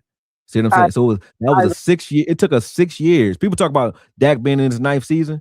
It took us 6 to know for him to develop into what we got right now. It took him 6. Every team don't got 6 years for your quarterback though. So that's why you're gonna have that problem. We ain't got 6 years because the coaches ain't got 6 years. Every coach ain't got 6 years to figure it out. Trade Milton now and just go and just hope Sam Howell be the guy if something happens. You don't gotta hope. Sam Howell has starting experience. Sam Howell is good enough to be your second quarterback, and so is Milton. But Milton's good enough to be a difference maker. That's the difference. Sam Howell is good enough to come in and be a guy that could do what Rush did here, can win some football games for you, and can play. Go ahead. I'll wait for you to come back. I'm just telling you, I'm off camera. Okay. No, he can win football games for you. So Sam Howell is a guy that you can keep as your number 2, and I'll be just fine with it. Do I think he's better than Milton? No. But Milton's very attractive right now to teams that don't have a real QB. Are you got any QB? Like who? I hear you. The Cardinals? Steelers, Cardinals. I couldn't hear you. My phone. Yeah. Headphones. I couldn't hear you. You said Cardinals? Yeah. Cardinals for sure. All of them. Cardinals for sure. Minnesota could use them. You know, Murray, I don't really like Murray like that. So I think Murray and JJ McCarthy, he'll beat both of them easy, in my opinion. Cardinals, yeah. I think he better. I think if he keep playing the way he playing, might be better than Cousins too. You never know. But I would rather, if I'm me, I would rather Joe Milton stay here for this entire year on the bench, even if I'm Jerry trying to trade him, because having him learn for another year after showing what he just showed, having him learn behind Dak. Yeah, he sat behind Dak for another year. You know, he gonna get that Jimmy Garoppolo type of treatment if he do that. He gonna go somewhere and get a real contract somewhere and not just, you know, some BS, because Milton is showing me something. And if he has any of the cerebral ability that Dak is pouring out, you got to get you some of that. I think Dak don't get enough credit for his mentorship with his backup QBs, because the difference that we're seeing now in Milton, especially with his feet, how he rolls out the pocket, is extremely like how Dak was rolling out the pocket when he was running to his left at that. Yeah, and the 2 touchdowns he just had this week, he running to his left, just like that. Dak run to his left and make those same plays. Exactly. A lot of quarterbacks can't really make those type of throws running to their left like that. But let me tell you this though. When you look at Dak in his rookie year, you watch Dak. I don't know if Romo was schooling him or not, but you could watch Dak watching Romo in his reps. So even if Dak is not a leader to the quarterbacks, it don't matter. You in the room. Dak was watching Romo and just was like mimicking certain things Romo was doing. You could see it, right? I'm talking about in practice. No, his first 2 years, because that year and then when Romo and Dak was going at it the second year, I think he learned a lot. That's what I'm talking about, development from a vet. Yeah, he watching it, so he gonna be better just for the fact that Dak is here. Dak don't gotta tell him a damn thing. He just watch how he prepare and be like, I get it. I know what to do. I know how to command this room. I know how to lead my team. I know what to say. And I know, you need to learn those things. Yeah. Yeah, more poised under pressure, because the only time I noticed it and I was looking for it, he doesn't do how I call his Bazooka Joe throws, where it's just so hard and so over the top, unless he feels he's under pressure. Yeah. If he feels gotta squeeze it in there, he gonna do it. But if it don't require that, he not just throwing heat seekers every time. I like that too. Yeah, he definitely like Milton definitely surprised me and shocked me. He played for Dallas, so it's like he just got the stage he was looking for. You know, he did everything we thought we would get out of Trey Lance. If you got that from Trey Lance, we'd have been getting that type of energy, right? So we got everything we thought we would get from Trey Lance from Joe Milton at this point. I'm pleased with it. But I don't think this is the year to try to make a move yet. I think another year, let him season, let him marinate. Sam Howell still be there. Let him marinate and then sell his ass off next season in the offseason. We get something for him. Team that need or wait to the middle of the year. A lot of teams gonna have hurt quarterbacks. So you wait to the middle of the year, you might have a trade opportunity then. So he is definitely trade bait at some point. Learn the system as well. So I 100% agree with that. Yeah, for sure. What else you got? That's all you got for me? I'm gonna let you go for right now. We could. All right. Well, I appreciate it. What I'm gonna do, I'm gonna look in, because I haven't said anything about the super chats, and there's a lot of questions being asked, but we definitely covered a lot of ground getting on the video. So I definitely appreciate you once again. It's been a minute. I think I ain't talked to you in like 6 years. Something like that. I I was living in Germantown last time you jumped on a live, and I was like, I'm in Jersey now. I done moved all the way out of Philly now, so it's like I definitely ain't talked to you in a minute. I need you to look at Dunn and Wheat together because what I saw from those two, Tommy Dunn and Tyrus Wheat on the defense, reminded me of Kenny Clark and Williams Light, a light version. I ain't saying that's who they are now. I'm saying that's who they could develop as a team. Wheat is more so going to be your edge guy though, but I like steal the edge. Nice for that sack. You talking about Wheat or Whitland or whatever his name? No, Tyrus Wheat steal the edge. Tyrus Wheat gonna be an edge. Yeah, Tyrus Wheat is like he's a problem. I don't need to do the film because I did it. And Tyrus Wheat is a problem. People people don't know nothing about Tyrus Wheat. Tyrus Wheat is a problem. He remind me a lot of D-Law, like that type of guy, where it's like you're not the best pass rusher, but you can pass rush. No hero ball with him. He's disciplined and he on point. I like Tyrus Wheat a lot. And Dunn got reps out there that look like Quentin Williams. I'm not gonna lie, and that's because he's practicing behind him. I said if you took the numbers off their jerseys, you wouldn't know who some of these guys are because you wouldn't be able to. There's no fall off in the play. The way they playing, it's like everybody balling. So, we got to get on the team. Well, that's what you get when you get a guy like Gary saying. Gary said to Tyler Smith, he said, "Why are you watching film of the rest of the guys? Why are you watching practice film? I want to make sure everybody doing what they're supposed to do." This how you get this type of depth is when you got leaders that's saying, "Yo, we holding y'all all to this standard. It ain't no I do this and y'all do some bullshit. No, I'm not better than y'all. We holding everybody to the same standard. It should be just like the CIA. Everybody ahead of you know the job of the guy behind you, and the guy behind you know the job of the guy behind him and the head of him. You know what I'm saying? So there is no head to the snake. You know what I'm saying? You cut one off, another one pop up and do the same damn thing to you. You know what I mean? Just in a different way. BT Jordan and this staff overall is so good. The only part of the team I'm having issues with is, like Shadi said, in the pressure special teams. I don't got a problem with special teams. You know what I got a problem with? Be better. I got a problem with what I think the reason people talk about special teams because Trayshawn Holden crazy ass went and picked that ball up and fumbled. Talking about them since last year, bro. They're not gonna stop. And then on top, but Sorensen is not it. I don't think so either. I didn't like, but they you know what, you can't say nothing. No, why I don't say nothing? Because I was one of those people who said it too, and I think we all now are missing him. We came at Bones Fossil all the time. We kept on talking shit about Bones Fossil. Bones Fossil taking too many chances. He taking too many risks, and he acting crazy a little bit. And Bones Fossil out there doing all that crazy shit. And everybody started getting on him. They said, we're going to go get the safe guy. And they went and got Sorensen. Sorensen is like doing the opposite. So, yeah. So I don't know. I think that's the reason we got it. But that's why I don't grind it up as much because it's like I can't really say nothing. Because Bones, I can't say nothing. Talent. I liked Bones. So I never shitted on him what he did with his guys because we got a lot of good field positions with him. And he had an eye for picking talent. For special Bones Fossil killed himself when he started losing it. He lost a couple games. It was like, yeah. Davis did fumble on the kickoff return, and they have given up long returns though. And Trayshawn Holden fumbled too. So I do see that. But the fumbles from Davis, I'm not so mad about. That came from a hit. Trayshawn Holden, you ain't had to touch that ball, buddy. That was his problem. You know what I mean? But hey, to Trayshawn, if I'm in a room right now, and this is a Trayshawn defense. This is defense. I'm Johnny Cochran right now. Rest in peace, Johnny. For Trayshawn Holden. But Trayshawn, I understand, brother. I'm gonna take the heat off you. I actually apologize for everything I ever said bad about you, brother. I take it all back, and I wish you well. You know why?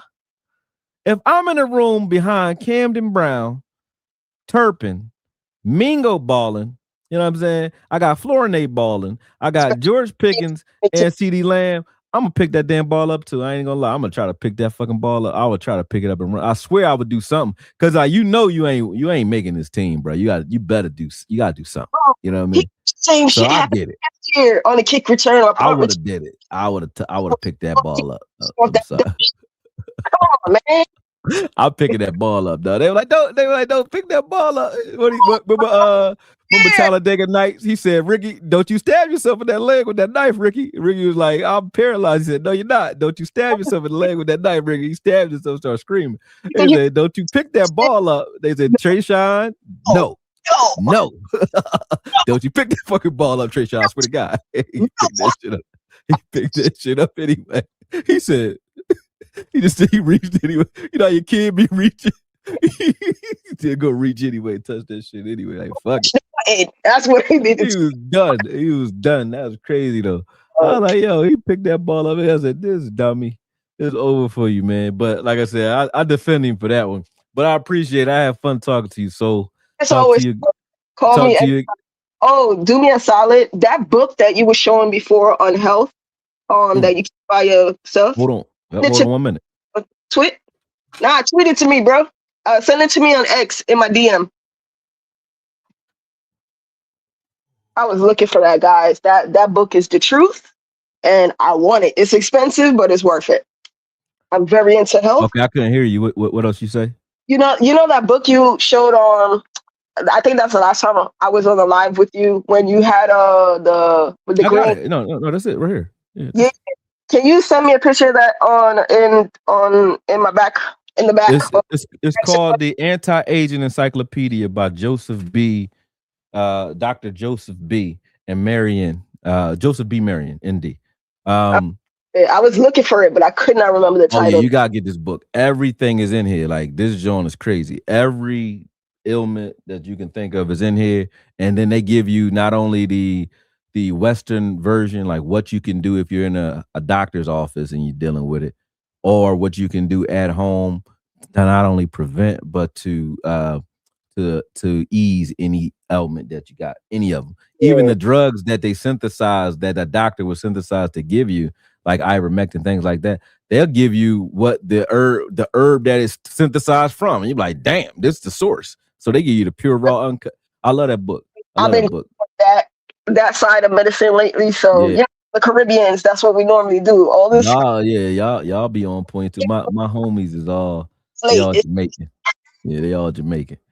Jamaicans love me. You know what I'm saying? Guyanese over here. So you forgot. I back in college, I talked to somebody who was Guyanese. I didn't know that guy. I thought they was saying Ghana. I was like, no, Guyana. I don't know what that is. They're like, what's Guyana? You know what I'm saying? I thought it was Ghana, but no, I didn't know we even had an island called Guyana until then. You know what I mean? Until college or whatever. It's the only Caribbean. It's the only Caribbean country that's on the mainland. Everything else is an island. When they talk about the Caribbeans, Guyana is the only one that's included. Oh, it's not an island? No, it's on South America itself, the continent of South America. Oh, I didn't know that. I didn't know that either. I learn something new every day. Yeah. And they all black in Guyana too, because she was black too. I was like Tons of Adams. She was black. Black, we're Aboriginal, and then they have Indian from like India itself. Asian. Because a lot of Indian and Chinese were brought over. That's how it is in Jamaica too. I be seeing Jamaicans in China, and I mean Chinese people in Jamaica that speak patois better than the Jamaicans. I said, damn. Yeah. What is you? That's why slavery. We were owned by so many people, bro. We were passed around brothel. It was crazy. Yeah, ain't that wild? Ain't that wild? But you're gonna turn it into another show doing that. They're like, Akoye is trying to stage a rebellion, start his own country and shit.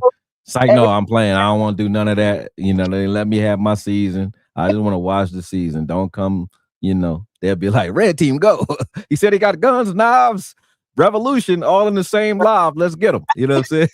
And he got books on health. Get him. Corey, you're going to have me on here for another 30 minutes. Yeah, no, I could talk. I could stretch a conversation. Peace. Talk to you in a minute.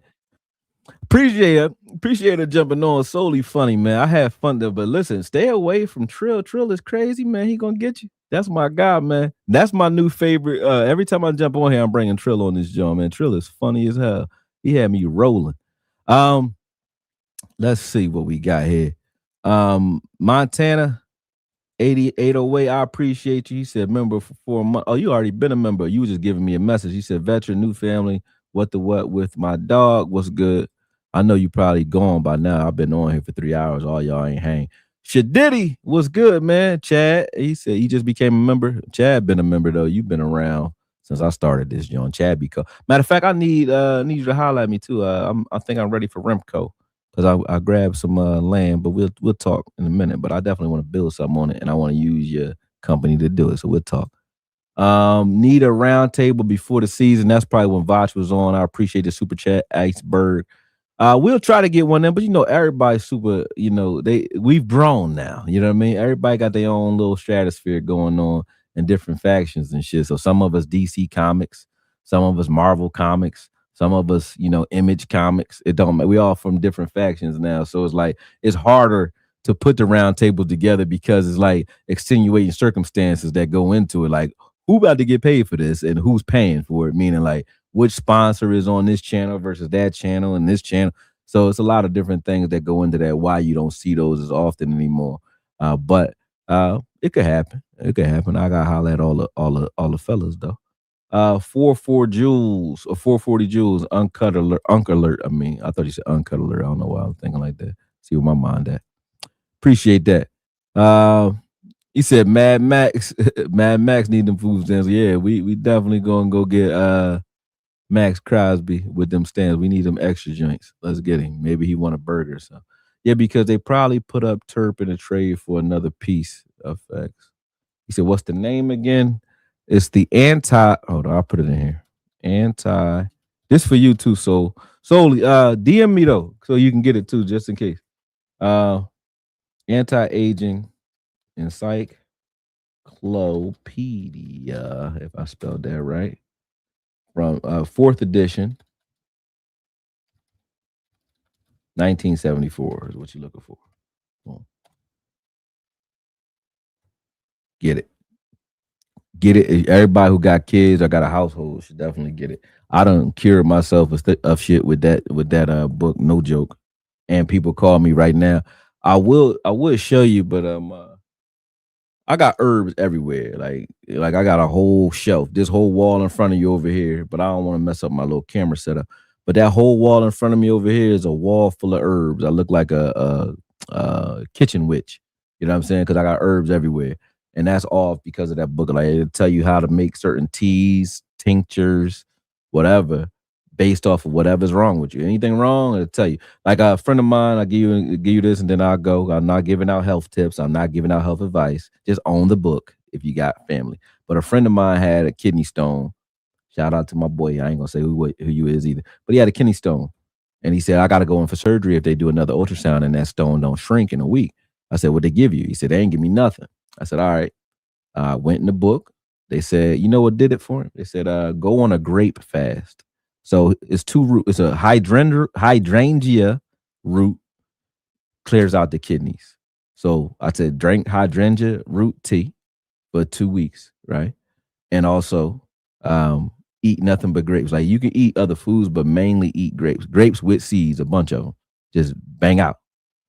By the time they went for that second ultrasound, he ain't had no damn kidney stone. Shit was gone. I'm not even bullshit. It was gone. I'm not Dr. Sebi because I ain't a doctor. I ain't none of that. But the book, I can't take the credit. The book did that. It's in here. Everything in here.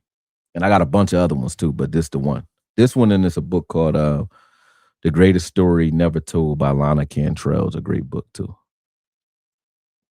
Akoye, make sure you're not using herbs from Trill. Yeah, don't use none of Trill herbs. You're going to be high as hell. Facts, gonna meet up because you in Jersey now. Oh, I didn't know you was on this side. I thought you was in Dallas for some reason solely. Yeah, I'm in Jersey. Yeah, we'll link for sure.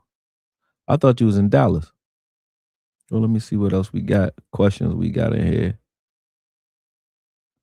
He said, what do you think about rolling Overton over to edge? Some plays. He did that in Bama.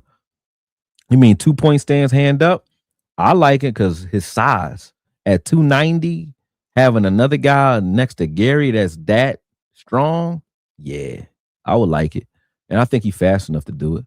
So I would like that. I got no problem with that at all. Let me see what else y'all asking here. And I'm about to be done though. Y'all know I've been on here for 3 hours, but I'm trying to be respectful to some of the guys. Akoye, I understand Barham and Winters and Demo, but why the fuck is Shamar James over Marist? I hate seeing him on the field. He's not really though. I don't think. And here's what I think is happening with Shamar James versus Marist. I think Marist is outside because they're trying to get him acclimated to playing outside linebacker so that when they want him to be versatile, he can be. So in order to do that, he already got linebacker instincts, know how to be a linebacker. You've been one for years. You've been in those rooms for a long time. But he needs to be dedicated or immersed into the edge room so he can learn that too, right? Now, if he learns both, I'm telling you, he's like your weaker version. He's a watered down version, and it's not disrespect to him, but he is a Barham, meaning in the middle, in the A gap, he's definitely a good blitzer. He's strong, a good hitter, reads well, he's smart. And from the outside, he ain't a pass rusher that Barham is or as explosive as Barham at all, but he's strong, stout, strong enough to set the edge, stronger than his size. You know what I mean? He could do some things out there too. And I think he's the guy out of all those linebackers. If Barham was your starter, a guy that can spell him if he's tired or hurt would be Maris Leofau, not Shamar James, right? Because he could do everything that you could ask Barham to do on the field. Not as good. I mean, play in the positions that you would ask him to play in, not like he will play, right? So I think that's why he's there at outside linebacker right now fully. But beyond that reason alone, what else you have going in Maris's favor? Like I said, his flexibility makes it so that he's going to get spot work in the middle of the field. And I think that he's your fourth linebacker in the middle. I think he's behind those three that you named, Barham, Winters, and Demo. And then you got Maris that should be there as far as like spot work is concerned.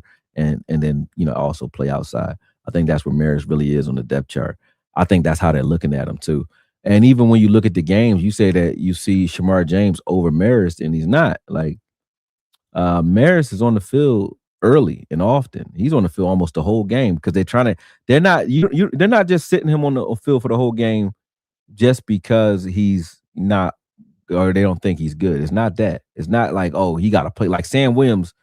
They want to see something from Sam Williams. I think Maris, they're trying to give him reps for two reasons. One, if they don't want to keep him, they got to give him a lot of film and a lot of tape to shop him for a trade like they did with Mozzie last year. So they're going to try to get him as much playtime as possible right now so you can actually do some current film of him.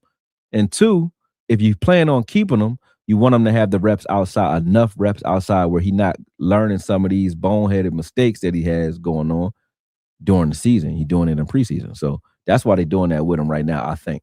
But I don't think Maris is as far down the depth chart as everybody else says. When I listen to the coaches, I think they like him to make this 53-man roster more than a lot of other people do. Okay. Let me see.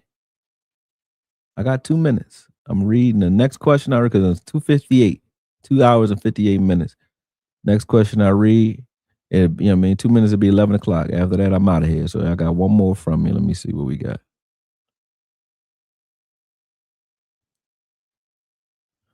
Let's see what we got. Y'all was going in.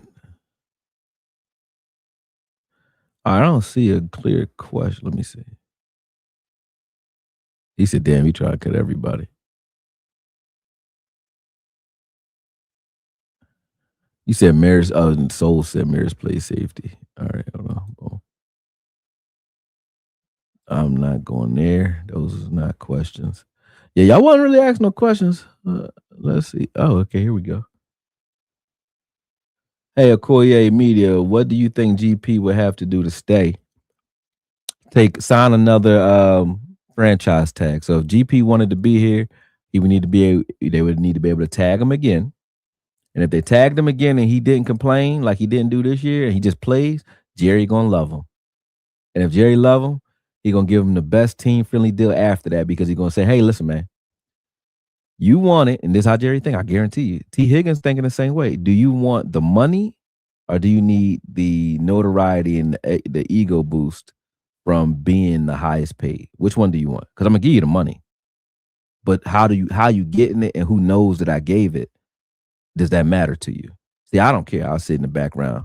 I play the boss from the corner. You don't even gotta know I own that. I don't care about none of that. I don't even care who think I got money or not. I don't give a shit. I don't care. So I could do that, right? GP, I don't know. I think he can because he's doing it. But if you don't care about being the name, then you can still get your money. And the reason I say that is T. Higgins still got his money. He didn't get it the same way that Jamar Chase got it, but he got his money. Same type of money, but he didn't get it in the same way, meaning it didn't hit the team the same. The 2 franchise tags didn't hit him the same. And then when they got the deal after the franchise tags, it was a team-friendly deal, which he didn't care about. Why? Because the team-friendly deal still gave him another $40 million guaranteed. And he like, I just made another $50 million for the last 2 years. I made $50 million over the 2 years playing. So I made $90 million in 3 years. You pretty much got a good deal. That's a good deal. And then even though they say, oh, his deal was trash, they ain't gonna cut him. So he made $90 million. Then he got an incentive laden deal, where if he hit his numbers, he's still gonna make extra money on top of that. So he got $90 million pretty much guaranteed in his hand, and overall like 127, 130 million altogether. That would have been the deal you would have got. But the difference is if you'd have got it the same way that Jamar Chase got it, they would have cut you as soon as they could opt out of it because they would have had to, because they would have hurt the team. Whereas if you do it in a way that helps the team, you're going to get your money, but you're not going, your agent not going to be able to run to the bank and say, look at the deal that I got my client, because it's not going to look the same. You know what I'm saying? But you're going to eat the same. And then even with the Cowboys market, you're going to eat even better, not only from the taxes, but also from the endorsements. So that would be my sales pitch to Gary to George Pickens, I'm sorry. If I was Jerry, that's what I would be telling him. If I can say it to his agent or him, that's what I would say to him, because that's really, that's how I would look at that. You know what I mean? So I would say in order for him to stay here, he would have to be okay with doing something like that. Or just take a team-friendly deal ASAP. But I don't think he's willing to do a team-friendly deal because he would have got one already. Mulugeta, I think Jerry and them trying to wait out Mulugeta. They're like, listen, make GP love staying with the Cowboys as far as his career is concerned more than he loves the money. And the only way you do that is by winning. So if we win this year, GP like, hey, shit, you want to go play for the Browns or you want to keep winning? Which one you want to do? All right, take this franchise tag. You can take that, or I'll give you a team-friendly deal right now. You know what I mean? We go from there. You're going to make your money, though. But Jerry Jerry don't screw, well, he does screw you over. He will screw some players over. But Jerry not a big screw you over bull. Like, he really fuck with you if you fuck with him. You know what I mean? Michael Irvin did everything in the book to screw up, but Jerry loved him because he could play, and he was Team Jerry. You know what I'm saying? If you bang with Jerry, Jerry gonna bang with you, man. He gonna bang with you. All right, let's see. He said, man, that start means something after your playing days. He said, Akoye, get your bail money up. Voch said he getting arrested if the Cowboys go all the way. Oh, yeah, for sure. Y'all better bail me out because I'll probably be right with his ass. I'm going crazy. We win this jump. And I got a bar in Philly. I think I might leave Philly that night. I'll jump right on the flight. I'm going right. I'm be in Dallas that whole week, guaranteed. We go to the Super Bowl. I'm going to the Super Bowl. I don't give a damn. I'm not fuck a show. Y'all gonna be like, well, you ain't gonna talk about the Super Bowl. If Dallas Cowboys go to the Super Bowl, I'm going to the Super Bowl, dog. I'm going down there at least. I'm going somewhere. It'd be like the Greek weekend or the Greek picnic or something like that. 5 jewels a tree. I don't know what the jewels mean. I think that means you bought something, but thank you, man. Appreciate you. Yeah, appreciate you. He said, I think GP better than T. Higgins and Chris Godwin from Tampa Bay, and the last 2 receivers to be tagged for 2 years consecutively. Yeah, I think we would probably try that again. We would. And if he would take it, we'd do it. If he wouldn't, but I think if he takes it, they're gonna give him the contract he's looking for. I promise you. If he take both those, if he take 2 franchise tags and chill, they're gonna sign him then. Or are they gonna cut him and let him go and say, shit, Camden Brown ready. Let's go. Who knows? But I think GP got a good shot if he go ahead and take a deal. And if you have a world where all 3 of those guys are developed, Camden Brown, motherfucking George Pickens, and CeeDee Lamb on the same team, all playing for Dak, Jesus Christ. That's a pro. Don't nobody want to see that, man. Nobody want to see that. I do. Nobody want to play against it, though. Yeah. All right, Akoye, it's 11 p.m. There, get to bed. We need more content tomorrow. Yep, I'm out of here, y'all. Peace. Appreciate it. Thanks for everybody who jumped on ad hoc. Shout out to Voch. Make sure you guys go out and follow Crown Global, Voch Lombardi, and Brian Broaders. Follow everything that's to do with it, man. Make sure you fuck with them, man. That's one of my guys. All right. But talk to y'all soon. Peace. He said, Akoye, man, this was a good show. Fire. Appreciate that. That's what I want to hear. So I'm going to keep doing them like this. Talk to you soon. Peace. Thanks, Reezy.